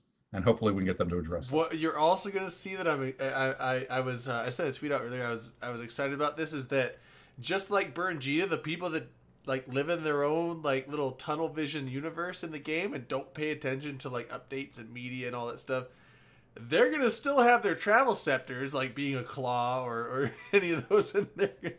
There's gonna be a bunch of like. Here's the thing: when this change goes into effect, bubble camp some gates. You'll probably catch some interceptors that don't know any better. I'm That's just great, saying. and we're not going to hear the whole "why did you bubble as an interceptor" joke anymore because hey, right. It's like, well, it's the right interceptor, yeah. Granted, I mean, it takes like literally 2 seconds worth of MWD to get out of a bubble with an interceptor. So unless if still you don't have an instalocker, you're going to be in trouble. But hey, I've personally thought nullification has been an absolutely shit fucking mechanic since the moment they came out with it on Tech 3s. Okay, correct. And when they went to interceptors, I thought that was just an extension of the bullshit that is nullification. Anyways, I personally am in favor of nullification. I think nullification on combat ships is fine. I think the problem is when you combine it with other mechanics that make them effectively uncatchable. Like specifically, my problems with the fact that they can warp in sub 2 seconds, and you can abuse how ticks work in EVE Online to effectively just land on grid, kill something, and warp off without anything that can target you being able to interact with you. And that means that your only way of interacting with those ships is effectively non-targeted weapons like smart bombs. And that's just, like, I don't feel like that's ever a good mechanic where you've got to be like, okay, you've got to activate your smart bombs in 1 tick or nothing happens. Like, that's just, I don't see anyone who could, like, actively defend that as a mechanic, really. And I think that's the main problem. Where was it that travel was so restricted that back in the day, I don't know what, nullsec wasn't populated very much. People didn't go out there. They weren't doing things. They weren't traveling around. I mean, we had cov-ops. Like when you were newer coming into the game and you got to things like cov-ops to where you could at least, cloak and warp, right? You were like, oh, thank God, I'm no longer in something that can't cloak and warp. For when you were doing travel and things like that, when you were out there flying, transports and shit, like you were happy when you got to be able to do that because it gave you a freedom of movement that you didn't have before. Here, what is it that requires that we have this kind of nullified movement out in nullsec? Like people don't have to fly out in nullsec? No, it's a good quality of life improvement. It means that like newer players and players who like players with less skill and less understanding of the game are more able to perform actions within the game. Like, yeah, it's lowering the skill cap of Eve, and I know a lot of people don't do that, but I feel like it's still a good thing. Like, having travel options that players can use to move around the game is just good. Like, that's just, I feel like that's self-evident as a truth, that people being able to get to where people are and to congregate easier is something that is a positive for EVE Online as a game. Like, it allows people to congregate, it allows content to happen.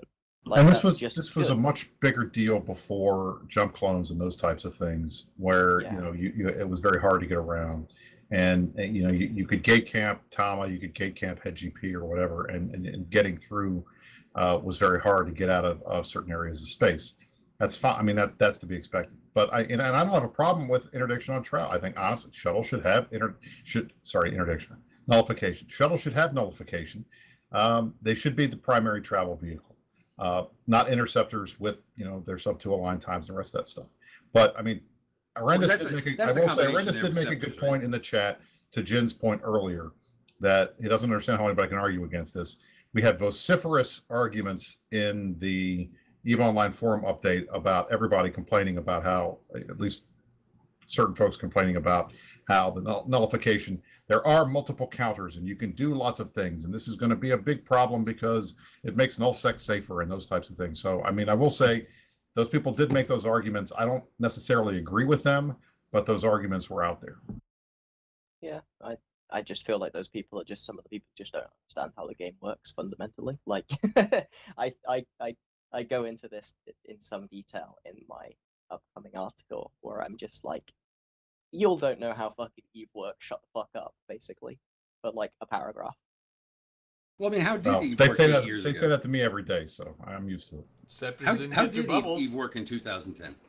I mean, did it somehow work differently for the people that were out there and figured out the hard way how to travel around in places like Nullsec that had bubbles and had gate camps and things like that? I have no idea because in 2010 I was a high sec mission runner and I was actually playing in 2018.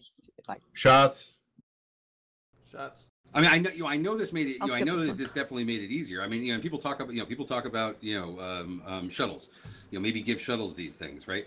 But well, as Dirk Satil out there said, and everybody will basically say the same thing. No tank, right? So are you really going to sit there and use that? When you know that pretty much you're just melted with a single battleship on a gate. It's very easy to avoid smart bombing gate camps, by the way. Well, you literally warp somewhere else in the system. My question is, I do it all the time. So my question is, like, Claw Fleet was I was kind of leaving Imperium when, like, Claw Fleet was, like, really popular. So is that not going to be a thing because the no bubble immunity anymore? Because obviously, I would think that Stiletto Fleet is not going to be a thing. Like, the damage isn't there. You'll literally just go to Ares and do the exact same It'll be thing. Ares. So the Ares is like the new one, but yeah, which is what I want. I want them to do it. I want people to do that. But one of our biggest arguments when we argued about interdiction about this, because I was playing in 2010, there was really no real need to bring this to Scepters. If you wanted it for travel, give it to shuttles. That was the simple fact. I hope that the game unanimously proves that it was about the issue with Scepters and combat and actually changes to Ares. Yeah, it sounds like everyone's saying it's going to be Malediction fleets, not Ares. Well, it could be Crusader fleet. I mean, I guess Crusaders were getting nerfed, but it's going to be. I guarantee it's going to be Ares. And one thing I will say is, I think the Crow needs to get a little bit of a buff because it's the only one of the fleet interceptors that can't hit sub 2. And as a Caldari guy, I want my Caldari ship. I thought the Crow was already pretty strong. The Crow is fucking unstupidly strong. Yeah, it's strong, like but it can't hit a sub 2. But you have a long point range and missiles or rockets or whatever, so it's like you can damage someone while staying out of their range and kiting like the Crow. But you can't get away from missile lockers, which is the big issue. It's the only one that can't. It's the only one that can. I'm just saying, like, Crows are pretty. I mean, like, even if you're in a cruiser, a Crow can be tough to deal with. Yeah, I remember I like Crows. Do you remember back before the Crow nerf? God, when was the Crow changes to make it like actually not shit? And then it was just broken for like a while. I know Pizza like used it constantly, and it was really. You considered 100 kilometers. That's where I it's flew like it, an overpowered cormorant. Yeah, that was the one. Like, I don't remember when that was, but like that was pretty fucking stupid. Aranda says that it's not going to be the Ares, it's going to be Malediction, and it's Rocket, and that's great because I just finished training Rockets to 5, so. I doubt it would be Rockets just because of the mechanics in large scale, because the delayed damage is like slightly more awkward, especially now that you can actually remote rep into ships. You have to kill them in one tick, which means that you're going to want to use artillery much more. Anyways, all right. Moving on to the one that really got some attention this week, Triglavians and the Damavik. Yeah, that's pretty good. Like, I think people have been begging for this for a while. It's probably not going to make the Damavik like good, but it'll make it less garbage. There are a handful of hardcore Damavik fans that say this isn't going to do anything, and that's okay. But I can't imagine. Look, having 2 mids on a frigate, really? I think adding another mid will make it a little more versatile than it is right now. now. You must have missed the time with the Retribution. Yeah, I was going to say. Right. Well, I mean, come on. So the Retribution had 1 mid for like 6 years. Yeah, that was so good though. Crazy. I really want another 1 mid ship. Like, that was just such a meme. So good. I don't think like, really it wasn't actually good, but it was cool that existed. To me. Next topic, Dirk. Yep. Just real quick, Force Auxiliary and Capital Balance, there may be some small things that are going to come out, but they haven't worked them out yet, so they're just sort of saying, hey, we haven't worked them out yet. Maybe you'll see it on the forums, hey, and maybe it won't even be part of October. We didn't talk about Lurch Hicks full stop, we just talked about rolling. I was kind of like, joking about the Damavik thing being like a big fucking deal. Like, yeah. Oh, yeah, sorry. No, yeah. Yeah. However, 500, I caught the 500 MN Hectors. The Lurch Hector. Jin does not understand humor. Go ahead, Jen. Jen, Lurch Hectors and why an element of the universe out there got upset. I've Can I got a just, whole like- article about it, so I'm gonna let it pass. I feel like we could end up talking about this for an hour, like every other podcast this week. No. Well, okay. Well, number one, that's not a reason not to talk about it because other shit podcasts talk about it. Doesn't mean that we don't talk about it. I'm not we talk about it in saying a that I different don't way, and I was Eve letting News you- is something we all talk about.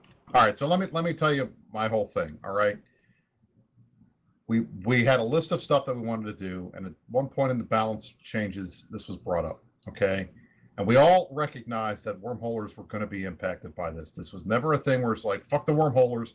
Nobody said that. All right, now I know some of the CSM don't care about wormholers. That's fine; they don't have to. The point of having 10 guys in the CSM is you have multiple different opinions on different things. But for me, my whole thing was, I want this changed because lurch hits are a problem. Folks who are in nullsec know that they're a problem. Everybody has had a story, or almost everybody has seen them in action, I would think, at this point in the game. I know I have. So fixing that is a big deal because it's a busted, semi-exploitive, in my opinion, mechanic. And it's worth noting that that's a mechanic that nullsec players use to defend themselves. Like, I saw Correct. so many people being like, nullsec's just making itself safer than fucking wormholes. And I'm like, And bruh. that's the thing. It's like that was literally making nullsec less safe because we took away one super crazy, like hardcore thing that would benefit nullsec.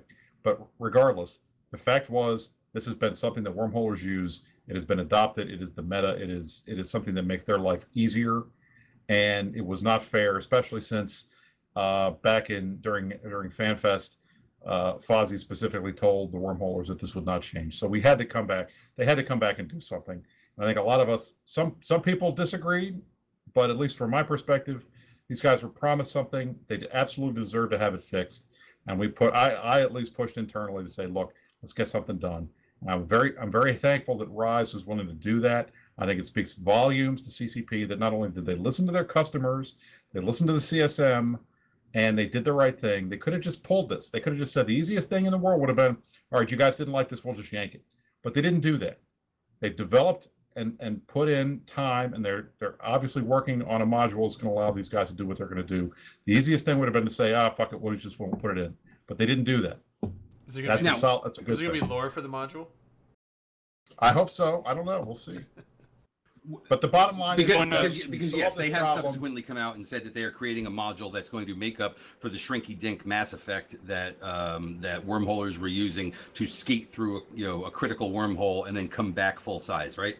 Like, what I was trying to say, Dirk, before you got all grumpy at me, I was actually trying to say it would be very important to focus on that module more than the stuff that happened before, because in the end, the lower shits would have been talked about for like ages, but the fact that Wormholes actually got the module isn't a bad thing. Correct. And I don't want to spend a lot of time on shots. the lurch because I think generally speaking, everybody out there agreed that needed to be fixed. Where the problem came down was if you're going to fix something that then unfixes something over here, but something that you CCP still agree should have a place in the game, why would you necessarily do that? But one of the things I wanted to clarify was at the CSM summit. I know that some CSM members, like you said, Brisk, do not care about certain aspects of the game that are outside of their purview order. Wormholes maybe being one of those. All right. But was it brought up at the time, hey, this is going to fuck these guys? It wasn't even, Yes. I mean, yes. I mean, Okay. bottom line was we knew going in that this was going to be controversial. But the point was, and it was said, I mean, in the dev blog, Rise pointed out, yes, collateral damage was probably not the best phrase. And Jin and I both think we should have caught that and said, hey, don't use that phrase. But the fact is we knew this was going to be an issue. But that they said they were going to look at putting together some kind of a solution for wormholers, and I'm happy that we were able to push to get that done sooner rather than later. And the fact is, within 4 days of that going out, they were promised a solution. That's never happened before. It's been more easy to just say, all right, look at the fax changes. We put out a thing on fax changes. Here are our proposed fax changes. Tell us what you think. Everybody went nuts and they killed it. And we have no timetable on any fax changes. These guys instead, they made the decision. They're going to go out there and they're actually going to do something to fix this. It fixes the lurch issue. It fixes the wormhole issue. and it takes the issue off the table, and that's a good thing. And that's what I'm hoping that people will realize. This is a different CCP than we've seen in the past. Instead of just kicking the can down the road or bowing to pressure and not doing something, they came up and they devoted resources to it and put together a solution that solves the problem for everybody. That's what we should be asking for. So, well, I think initially what people saw was a CCP that was similar to a CCP, which is, let me fix this at the expense of this other thing that I, unintended consequence, or in this case, knowing what the consequence was. And then you had the backlash from that. And apparently you guys were told up there that they couldn't have resolved both things at one time, but then they found a way after the outcry to have resolved both things at one time. Yeah, But but, that's- like, but that's massively not- overworking a dev. But Dirk, look, in the original dev blog, it says we're looking at a solution, trying to find a solution that's going to help the wormholders. And they said that flat out in there. The only thing was, what was the time frame? And what everybody I talked to, when I talked to Zuki, when I talked to everybody else, a lot of my wormhole friends came to me because I've been trying to reach out to them for the last 6 months. Their whole thing was, we're concerned that this is going to go through and there's going to be no action on this for a year. Or maybe six months from now, we'll find they'll come out with something. But we're going to get screwed for the next 6 months. So and it didn't happen. It took 4 days. I need to say something here. From what's happened this week, I'm actually a little bit scared about how CCP is going to do their balance going forward, because the amount of drama, and drama's not the right word, the amount of chaos on this, and the amount of hatred on a certain level due to this, I actually think, well, I don't know, obviously we'll know in the future, but I honestly think we're going to end up in a situation where CCP is going to change even less, because devs put in, they tried to put through some changes that they believe were true, and we tried to help them get some changes, and the problem is there's only a certain amount of time you stick your hand into the fire before you like fuck around with it. And this team that works on this stuff, they're doing it in the side, like a side job from what their main team does, and their main team is working on important things that'll most likely come out in the minutes. And if I was them, on a personal level, I wouldn't be even sure that I would want to do balance after how people acted. But I mean, the wormholes got what they wanted, and I guess we'll have to see for the future.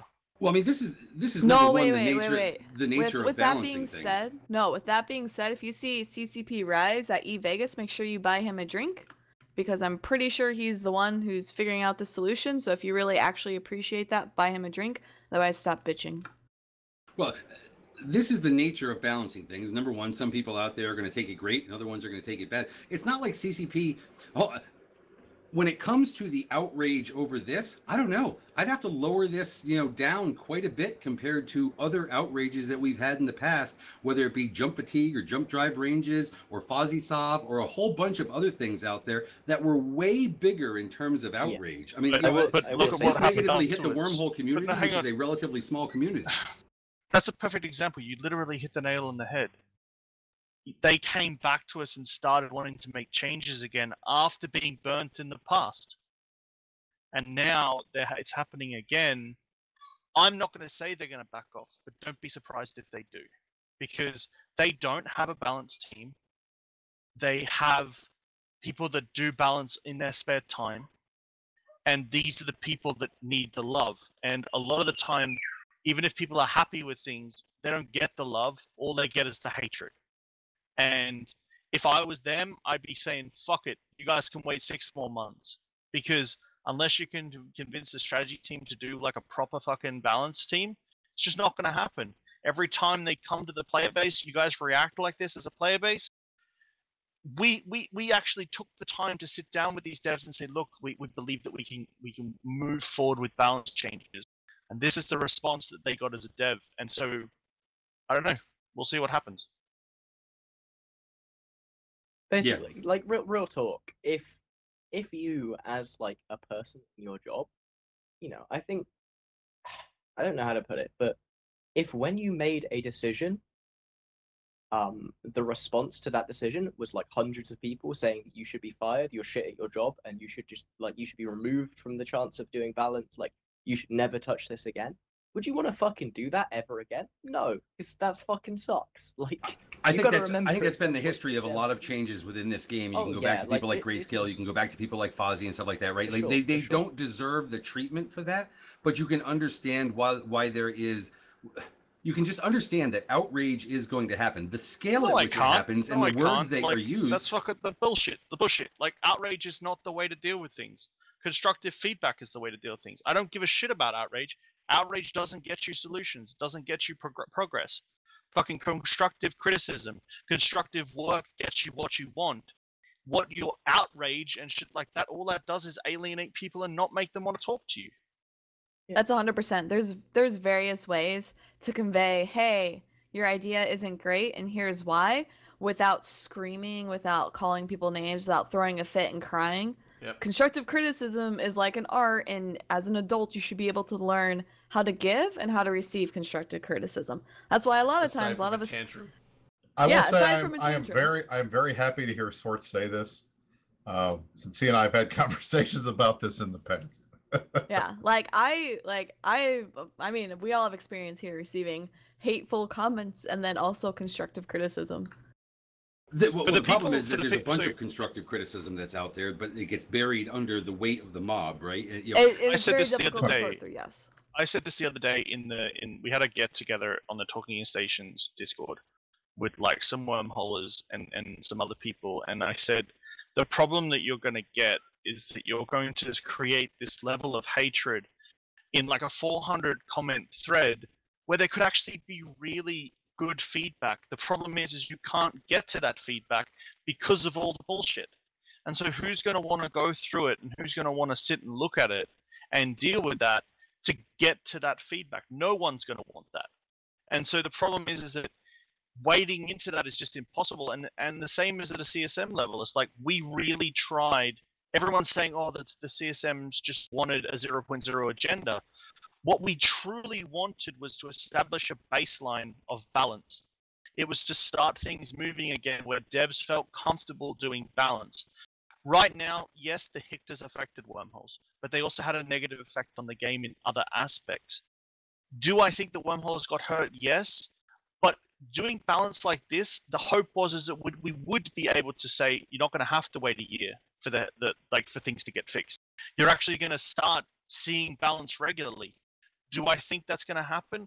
I don't know, and I hope it does, but I hope that we haven't burnt our chance to get what we want out of this from the way that the community acted. And the other problem that we have, generally speaking, is that any change that impacts a group that has taken advantage of that change is going to complain. I mean, even the things that everybody recognizes are problems, like Vortex and things like that. If they make any changes to Vortex, you know there's going to be a portion of the game that's going to go and freak out. No matter how important it is or how good it is to fix it, somebody is going to be saying we shouldn't do that because that mechanic benefits me, and they're going to make a lot of noise. And that's why I'm happy in this situation. Like I said before, it would have been easier for them to simply roll over and cave to the pressure and say, we're not going to change this, we'll leave it alone. And then nullsec is screwed with the lurch hictors, or benefited if you're the one taking advantage of that. And the wormholes get to keep doing what they're doing. But they didn't do that this time. That's the big difference. They did not just kick the can down the road. And I give them credit for that. You know, and for all the folks out there that are saying, oh, you know, this is just a nullsec CSM arguing blah, blah, blah, blah, blah. Look, I said this before and I've said it again. I represent the entire game. That's who elected me. That's my electorate. I'm going to do what's in the best interest of Eve, regardless of whether it impacts my play style. And most of the stuff I argued for on the CSM had nothing to do with anything that I do in game. I'm a nullsec PvPer. I didn't talk about nullsec PvP at all. There were better, more important, smarter nullsec PvPers in the room than me. But I went out and reached out to the wormholers and I presented their agenda. And Sutonia presented faction warfare, and the rest of us did other things. I talked a lot about high sec stuff because they didn't have anybody on either. So that's what we did, and that's all there is to it. And hopefully, when the minutes come out, you guys can see some of that. But at the end of the day, we all care about Eve. We want Eve to be a good game and a fun game and a game that people want to play. And it benefits nobody for us to fuck it up. Okay. I think also something to add to that though as well is remember, if we do get balance coming forward in the future, two things to remember. One, there is no balanced team. Okay, keep that in mind. You are working with people that are willing to help you on the side. So when you give your feedback, keep that in mind. And two, when you give your feedback, if you want to rabble, that's fine, but don't be surprised if it doesn't hurt you. If you want to give feedback, go to your CSM members or make. This came up when I did the Q&A thing for the faction fort thing. Is like, get to your point on Reddit. If you want to make a thread, get to your point, put it in the title what your point is, make it readable. Otherwise, people aren't going to be able to have the understanding to get through it all. I think more to the point, like one of the things that I think is different about certain other levels of Rage, like that we've definitely seen stuff like this before. I think the Fire Fuzzy is definitely like worse than this, like by a long shot. For those of you who remember that, but the problem is that there were no central like figures coming forwards and trying to be the voice of reason. It felt like everyone was just being mad. Like, I was really disappointed in Arendis specifically, because Arendis is someone I have a great deal of respect for. He's a very knowledgeable person, he's very intelligent, he's very well spoken. But like Arendis's article about it was basically just shitting on CCP. Like, he didn't sit there and be like, hey, you know, here's the mechanics, here's why it's important, here's the effects this is going to have, here's why this should be done, you know, here's what we could do in the future, here's how to prevent this. There was none of that. It was just, oh, fuck CCP for trying to change this. That's not effective. Would the level of what we've termed to be outrage here have been the same if CCP months ago, okay, had come out with this change, had screwed wormholers in the process, had screwed wormholers in the process? Would it have been the same if they had done it then, or if after face-to-face conversations, and this is one of the things that I think is a differentiating factor with this particular one, it was spoken to people up there, we will not bring out this change until we have also resolved the other issue. So when you say that to players, they have a certain set of expectations that have been set, and then when you go do exactly what you said you weren't going to do, that tends to creep up the level of outrage. The problem, at least, and I'm not speaking out of turn, but as far as I can tell, the problem with that is that the dev that said that to those wormholers was not the dev responsible for the balance changes. So that people need to realize that you've got different. Why doesn't that matter? It does matter. Hold up. People, look. Listen. You guys listen to me. First of all, it's bullshit to keep referring to CCP as like it's a monolith. It's not. It's individual developers doing individual things. And if one developer is in charge of a certain area, and another developer says, well, we're not going to do anything, but it's not in his area, it's bullshit to hold the other ones accountable for that action. But the fact is, but the bottom line is those players relied to their detriment on what was said to them, and that's why I feel like it was absolutely appropriate for them to take the time and to do what they did this time. But people need to realize CCP is not just one monolith company. It's different people doing different things. Okay, first off, Arendis is here, and he wants to tell Jim why he's full of shit. I don't pay my subscriptions to CCP Rise. Oh, fuck off. Like, anybody that starts a discussion with, I don't pay my subscription. No, just hang on. Fuck off. No, Brisk saying CCP isn't a monolithic entity. As a customer, I am a customer of CCP. That means when one of CCP's representatives tells me something, I do not take that as this person who is currently speaking as a representative of CCP is not speaking as a representative of CCP. I mean, you can't do that. You can't say in your official capacity as a representative of a company that you're not representing the company. They've never said stuff in those roundtables. You cannot hold an entire company accountable for the behavior of a single employee. That would be like me saying, because I work for a union, that I'm going to bind the union to some kind of policy because I made a public statement. It doesn't work that way. It's not a public statement. If you promise something as a representative of a company to someone, then when the company is being held to that standard, they have to at least say, we understand this was said. We're sorry we're not going to be able to do that. I'm sorry. That's what they said in the dev blog. Has to. I mean, no, at no point does the dev blog express any regret. It says we recognize that wormholers are going to be affected by this change. We are still working on a solution for that. That's essentially summarize what they said about that. But then everyone wanted to throw a bitch fit because they don't understand that collateral damage may not have been the right word. No, That's what what CCP. it says, No, what that's it what says exactly It's a what word. it what it said. says is, That's unfortunately, exactly what it wormholers said. will be unwilling collateral damage, as they But often again, are. they don't have to. They don't have to. No, they They don't can have use different to. tools. But if they're going to bring this up, then they have to understand how the words they use are going to be interpreted. It's not like outrage is exactly a new response from the EVE community. Well, hold on. Can we stipulate for the record that number one, when a certain dev is involved with something, okay, it's not, you don't take it out on the dev, right? Like, I don't see the outrage here as being because of Rise or that it should be directed to Rise, even though I know some people out there will take that the same way they did with Grayscale, the same way they did with Fozzie, the same way they've done with other ones over time. They're really outraging against the provider of the game, are they not? Yeah, nobody was saying, "Oh my God, Rise! This Oh is really? Rise's Nobody. fault." Yeah. No. I People will were, find but you comments. Like, come on. Well, Jin, nobody could defend that mechanic either. Okay, yeah, fair. But like, come on. This is what was done in response to this was not structured. That's what's being talked about. You They can, couldn't. I can understand that there was a need. Well, that there was a reaction that was like poor, because obviously, like, it's a change that negatively affected you guys. But It's a like, change that if you're negatively- relying on word of mouth promises, like, oral contracts are not worth the paper they're not written on. It's a change that negatively affected a community within the EVE player base that has been repeatedly and fairly consistently marginalized.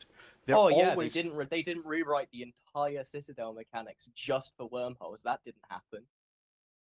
Yeah, I would say, what about those changes over the past 2 years? What about Yes, video yes, video yes, that got yes, fixed in changes, 5 About the years? ability to were moon made mine. after the fact or after it was brought up. But every time it feels like to the wormholers that they're an afterthought. Feels.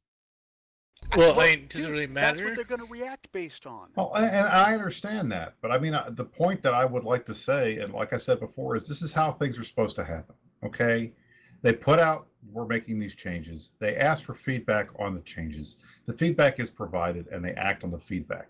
So, if anything, Rise should not be getting a hard time. He's a hero. He's No, fixing I this. he is, and totally- he's totally put into agree a with you tough there, Brisk. position. I totally agree with you there, Brisk. The fact that the changes were rethought and they said, okay, we'll put the module in now. I think that is the process working. And yes, people did get way too bent out of shape over every single aspect of this. But the reasons that they get bent out of shape aren't unreasonable. Although, obviously being unreasonable is unreasonable, but there's two different definitions for unreasonable there, if you understand what I'm saying. You can understand the reasoning behind their unreasonable response, but it's not unpredictable, and that's an important thing, because if you see this as a consistent pattern of behavior, and we see this as a consistent pattern of behavior, then to sit there and go, oh well, nobody could have expected this response is just ridiculous. What's Community consistent? reaction. I'd like The clarification. consistent pattern consistent? of behavior is change is announced, EVE community loses its fucking mind. Can I That's just been- horrendous. They're for a going to do second, that guys? anyway. Right, Go but ahead, that's Sorg. my point, is Can I just you jump have in to for a second, expect guys? that. Sorg, go I'm ahead. gonna peace out. As I said in the moments here, I only had 2 hours, so you guys decided to argue about irrelevant shit, in my opinion. All right, Yeah. take care, We Sorg. won't get a chance to talk about the stuff you guys want to talk about. Catch you guys later. Enjoy, guys. Later, sir. Take care, man. That's it. Yeah, like, I don't know. I'm a little bit shocked here because this seems like deja vu to me all over again. Okay, I mean, this seems like every time something out there happens. Look, there was a time when we used to call this a half-ass change. CCP half-assed this, as This opposed was a to half-ass as opposed to getting the whole thing solved and rolling it out there. They did what we used to call a half-ass. We can't call it that anymore because apparently now, community outrage over changes is something that's breaking the will of devs. Whereas in the past, what we were always told was, don't worry, they have thick skins. They know to be able to look past all of this out here to get to the actual meat of it, and also what you guys are there to do in terms of because filtering the signal from the noise. Well, the thing is here's the thing. One of the Eve has always responses been the mob players rule. got in that thread was, well, harden the fuck up. Rob. Well, yeah. I mean, let's be Other honest. players, I mean, including CSMs. Yeah, Eve has always been like what old Rome, mob rule. Everybody gets mad and starts rabbling about stuff. I think the little tidbit about wormholes might get screwed out of this could have been left out, and then they could have just ignored it and taken the information from there. But I think that also antagonized the mobs. Like, what? We have pitchforks. What do we get mad about? Oh, let's get wormholes. Yeah, when you say you know someone's going to get screwed by this, you have to phrase it very carefully to avoid coming across as we don't care. Yeah, I think they could have left read that out. as they don't care at all. Well, but yeah, I'm glad they I didn't either, but I can fact. see why they They did. acknowledged the fact that wormholes will be affected because they know, it sucks. But it wasn't an because it was a unintended known mechanic. issue. It's a known But you issue. It's an weren't- unintended mechanic for at least around AT-15 because it was banned in Alliance Tournament Sure, 15 but- because it was easily exploitable But in you Alliance weren't Tournament one 15. of the people being negatively affected. I don't care. Almost all these changes don't negatively affect me. Actually, Right, a lot of and them they don't don't negatively affect affect me most at of the all. Which is what. But I also the know how to the give people that I constructive think criticism and not cry about a dev to Right, be fired. but- And I also know how to hold on. handle the people that I talking to think took players. collateral damage, okay, in an openly negative way, as though it was directed at them personally, were the ones that it was negatively affected. Because collateral damage in and of itself is not a negative term. It just means that there is damage that happened outside of the target area that we were in. Right, It's not, and goody, Rain- civilians got killed. I just want to say this, and I hope you understand that I'm primarily saying this because I will almost never have the opportunity to say this to you. Okay, all right. But as far as this one tiny little thing goes, and Dirk, I really hope you appreciate this one. Check your privilege. Check your What? privilege. That's me. My privilege should not be. You're not wormholes. one of the marginalized wormholers who's being affected by I don't this. give a fuck. I'm So- also a so here's the marginalized thing. solo PvPer, and I don't cry But they every got, fucking time. but Jesus Arendis, Christ, the get fix, over it, the dude. fix got made. I don't understand Right, why no, people are so upset. I'm not. It Wormholers did. show I'm up in not my saying the worm space did- and affect I'm my not saying the fix privilege. didn't get made. I'm saying that's why the initial outrage was there.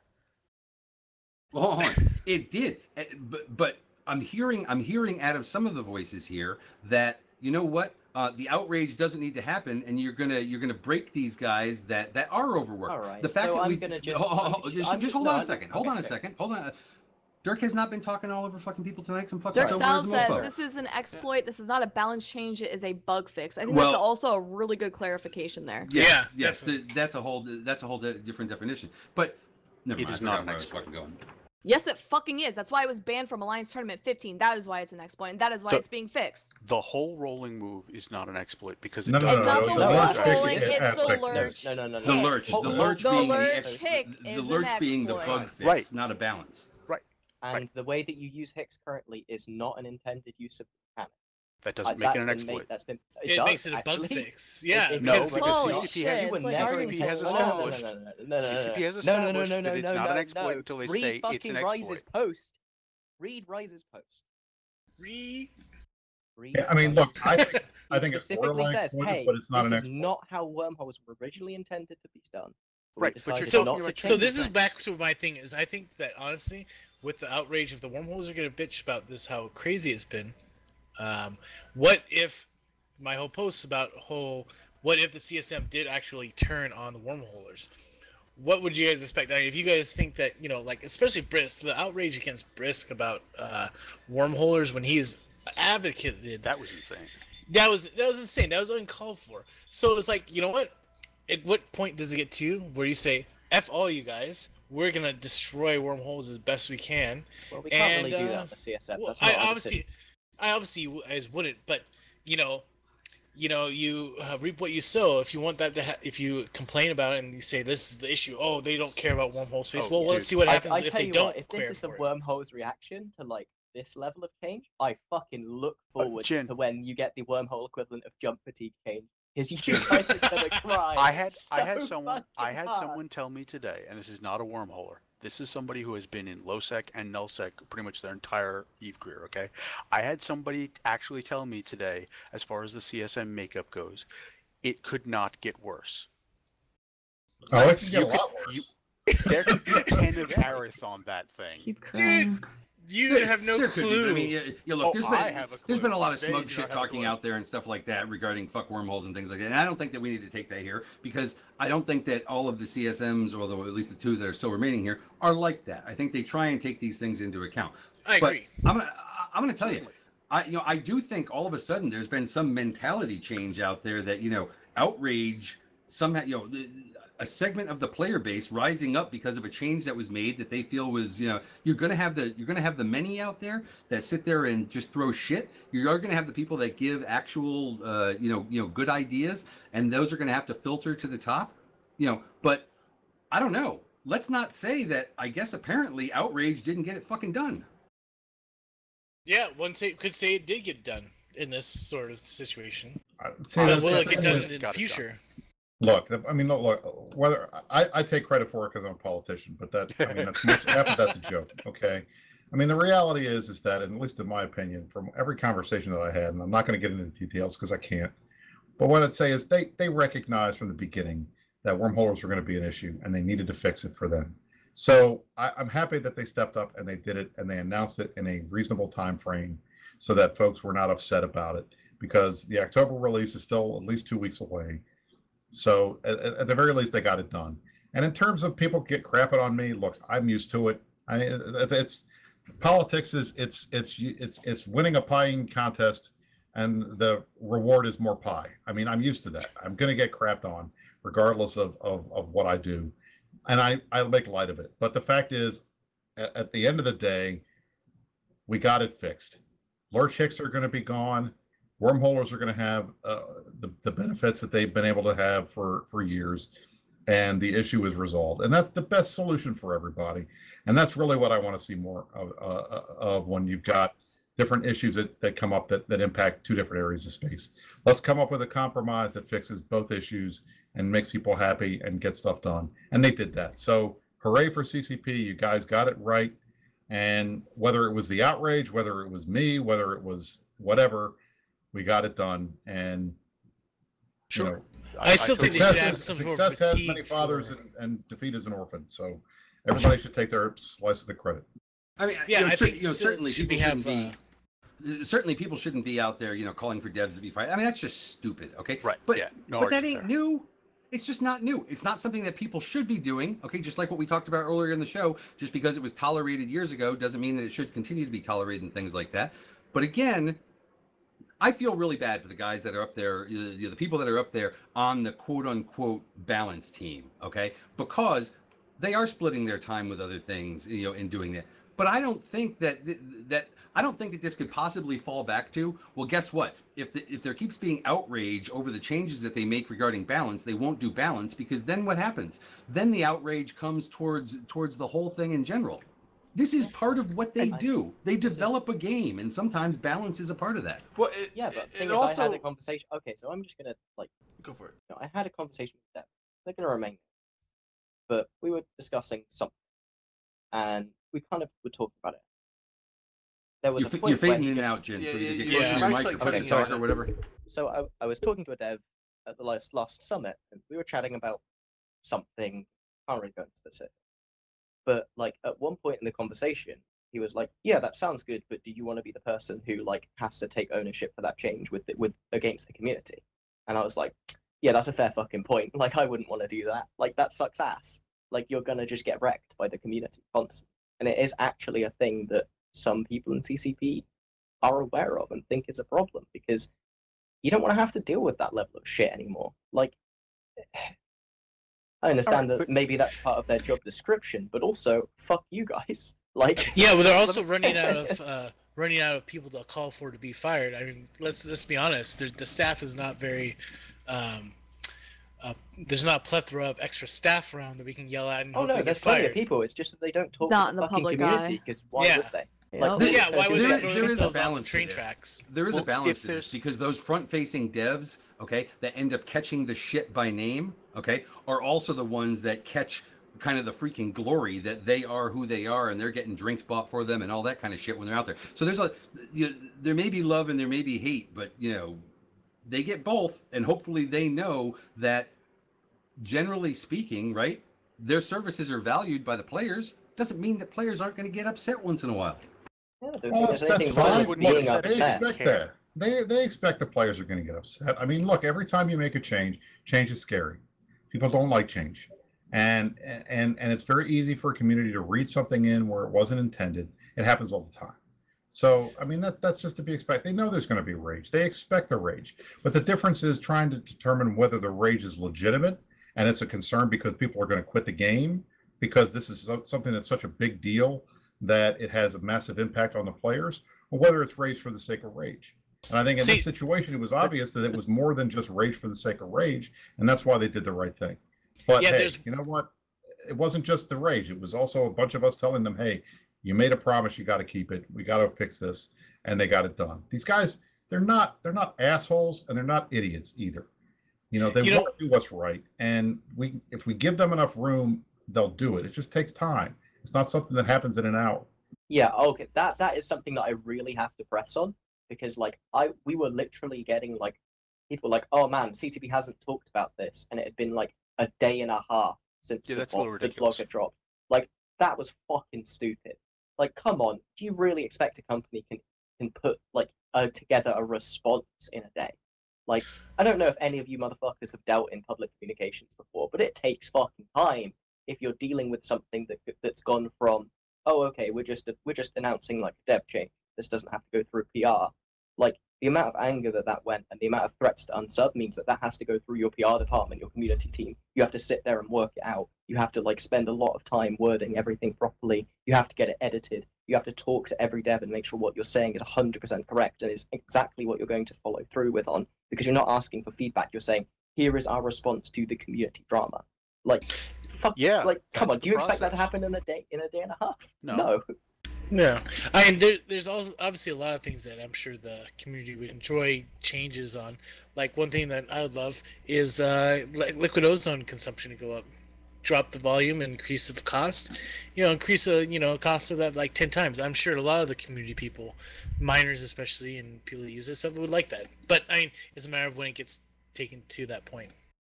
Yeah, at the end of the day, I don't even think it's about outrage. It's just I just got so much shit that I just don't want to talk to wormholes anymore. Why the fuck would I? All I'm going to do is get shit on anyway. Even if I do try and sit there and understand your points, you're still just going to sit there and say, oh, this was because of NOSEC wormhole.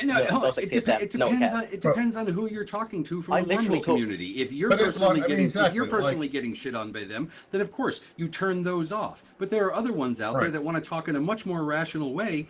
You can't write off the whole community just because, from my perspective, there wasn't. A bunch of them rabbles get loud. But the thing is that we're human beings, and not everybody is used to this type of thing. So when they're constantly getting crapped on, some people's response is just to withdraw. Sure. Other people's response is to push back. At the same time, though, Brisk, and I'm not telling you anything you don't know, because obviously politics and shit, right? But the CSM is politics, and to a certain extent, heat kitchen. Right, and that's why, look, that is why I maintain my presence on Reddit. I maintain my presence in the UO forums. I explain what we did, and if people wanted to rage at me, that's fine. Go ahead. Right. If we're going to make the politics analogy, then I will just stop giving a fuck about wormholes forever, because wormholes didn't vote me in, so they're not like. Well, I mean that you could do that too. That's not how I see it. That's not how I see the CSM. I see the CSM as you are there to be a bridge of communication between CCP and the player base. Okay, and when a certain section of the community refuses to interact with you in a constructive and reasonable manner, then you're just shooting yourselves in the foot, because you're meaning that we don't have. Well, you already shot yourselves in the foot because none of you guys understand STV, so you factioned yourselves off 3 separate candidates and then didn't STV the votes over, which was dumb. But beyond that, come on. Shin, just let me say something. What I would say is, look. And I said this in my campaign video. I disagree with the idea that it's my responsibility to explain CCP's decisions to the players. That's on them. They got people paid to do that. I'm a volunteer. My job is to explain what the players think to CCP, and then let them do with it as they will. And that's what we did here. But the fact was, This was a situation that was created because we were trying to fix a problem. And there is nothing more difficult, whether it's politics or in a game or anything else, of solving a problem that by fixing it, you hurt some other group. I do this every day. And if every issue is where if you tweak one thing, somebody's going to be for it, somebody's be against it, and it comes down to the decision maker to decide who wins and who loses. And the best thing you can do is come up with solutions that provide both sides with a win. That's what CCP did this time. That's it. Yep. Yeah. And To be honest, I feel that CCP... Can we let Arendis have his counterpoint, please? Sure. Jin, I just wanted to say that, you know, while you can take the viewpoint of if this is politics, then I'm just not gonna give a shit what the wormholers think. I think that you're missing a key point here. Like, for example, if you're talking about an elected legislator, okay, be it an MP or a representative or a senator, whatever, right? Once they're voted in by a certain segment of the population, their job is not to represent that segment of the population. It's to represent all of their constituents, even the ones who didn't vote for them. That's theoretically how politics works, but practically, Well, I think if we you all know wanna that's be fucking part of- doesn't. That if you doesn't want work. to be part But of look, the that's problem exact- in politics, But then you can Arendis, adopt the dysfunction. you're If you wanna absolutely be right. part of But the that right- but that comes down to a question of what the individual person wants to do. Sure. Yeah. Look, Jin And has I'm already said he also doesn't wanna saying run that I'm again. not going to do that. So- I want to clarify that I'm not going to do that because that's not what I am as a person at the end of the day. Right. Well, but I well, mean, so what- anytime it's a popularity contest, it's politics.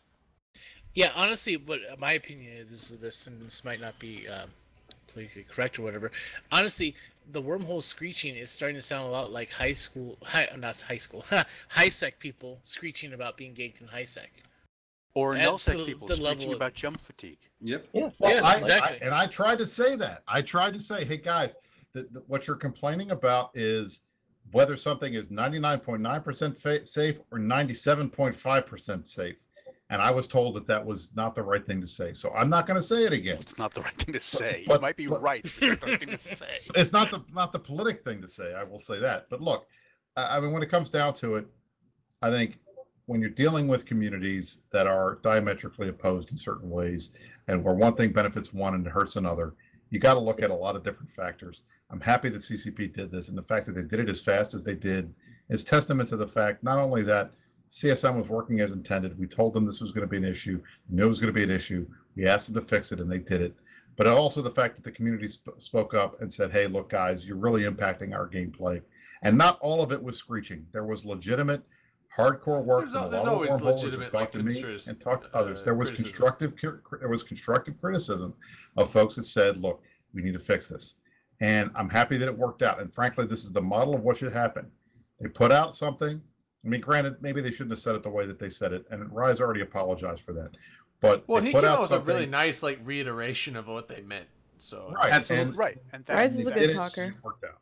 So this is a good thing. We should be all happy about this, and not freaking out about it anymore. No. Yeah, I agree. We shouldn't be freaking out about it, but we also shouldn't expect that there's not going to be negative feedback from the community when something happens out there. And I'm not sure, you guys at CSM, I'm not sure which one of those negative feedbacks that you're going to choose to be on the side of the community that has been aggrieved. Okay, but at some point you'll have to. Otherwise, it'll just be what kind of what you're doing here, which is you're being too hard on CCP. You mean too hard on the community, not hard on us. I don't know. You keep moving away from your mic, dude. the Oh, okay, sorry. well, no, Jin, I think Dirk's saying that you guys are espousing you people are being too hard on CCP to everybody else. Oh, okay. When like- the like when normalcy you get on over me about time that has article. been no different than this. I I mean, don't. this look, is Well, nothing we out had of the ordinary. we had a lot. There was definitely a breakthrough this summer in terms of like Good. understanding CCP communally within the CSM and like understanding what has to happen to drive the game forwards and what has to like and how I guess to an extent CCP views the community. Like it's a very complicated thing and I don't want to get into it. Okay, But But I here's don't the know. problem though with that, right? You guys heard that, but we've never been able to preview we that haven't. conversation. So yeah, you're never going to have you those have- conversations. but here's the like, problem let's be though, right? real. And here's the problem, though. Listen to me, and I'm not trying to be mean. I understand CP has a job to do. You guys do a great job. What you guys do, but you get to go up there and you privy to these intimate conversations you have with devs, right? You have empathy for them. You understand their lot in life. They understand. You understand. You get to talk to them. They tell you tell them your lot in life and what you're doing with the Eve. But we don't get that, and I know Sure you it do, sounds bad, Opus. right? What? Anybody that goes to any of these events gets to see these devs. That's one of the things I think is Not CCP to the is same degree, and not nearly. No, with I the will You same can also Got see it. it on definitely Twitter say that.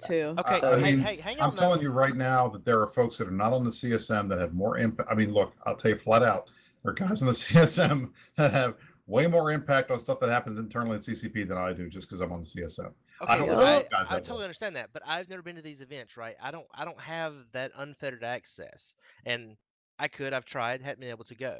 But what I'm saying though is every time we have CSMs, right? I understand you get there and they get taught to you, and you get to see how the sausage is made a little bit, right? And that's fine, and y'all should be the mediators between us and them and try to help us. But every time this happens, it feels like it, everyone always goes, and okay, I don't say everyone. There's been some CS in the past, but it feels like you keep telling the community to shush. They're doing as hard as they can. That's cool, and we understand that. We all have jobs. We all understand how hard we work. We know they're Well, doing clearly- just hard. Cut to you the know, there'd chase. be Not fucking everybody's two. represented fully Yeah. out there. But with the same let base him level I mean, look, bar. finish. it's not. I do not want to come across. I've said this before, and I'm gonna be honest. I'm not a CCP fanboy. I'm not some starstruck guy who's going up to, oh wow, the devs talk to me. I don't give a shit. I talk to folks and I talk to people all the time who have 3,000 times more power than these guys. This is a video game that I play. All right. My whole point is I was elected to represent the players to CCP, and that's what I do. Now, the fact is, sometimes the players say things that are wrong, that are not true. They have inaccurate understandings of how things work. Like all the And time. That's like players 99% of the time. Like, holy That's shit. what I do in my day job. I have to explain to people, look, government doesn't do what you think it does. These people don't have the power that you think they have. I'm simply trying to provide a context for people so that they don't flip out about certain things, because the reality is it's not as easy as everybody thinks it is. And that's a standard thing in real life as it is anywhere else.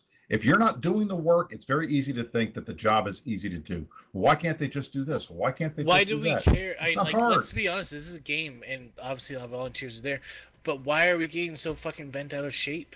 Well, because it's Like- something people invest their time and energy in, and people But- care about it. Because It's a game, but it's also a hobby, and that's True. I mean, look, True.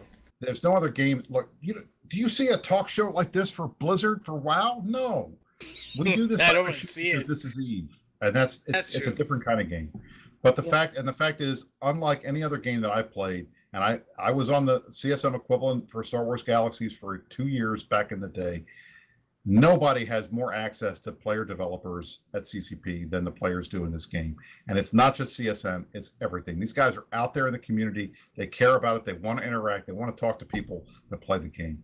Nobody else has that kind of impact. Well, So that's we're cool. gonna wrap this up. I'm really sad that we kind of went around in like a big circle. I of was heavens. gonna say we're over time. we missed one other topic tonight, which was the war in the north and the armistice that was paid for. Oh, and all that yes. stuff. You guys Okay. let on. the sword get away without having to talk about faction fortizars at Yeah, all. well, I said I had What a two crime. landmines, That's what and he then I was mad kind of about. had this softball one. That was the softball one. The other thing I'm a little, miffed that we didn't kind of talk about within this particular subject is the bullshit freaking mass reduction to zero fucking mechanic that was in there to begin with, and somebody thinking that's actually good gameplay. But whatever. That was That was just another technical. That's video. what I told you. Okay, good. All right, so yeah, we're gonna close this one out. I'm doing a shot for the road. Shots. Whoa, Brisk, what was that? You just out. shine like an angel for some reason. I know. I turned my chair and it got crazy. All right. All I Shots have on is the like road. the ice water Shots. left. Later, bitches. Later, bitches. Good night, See ya. everybody.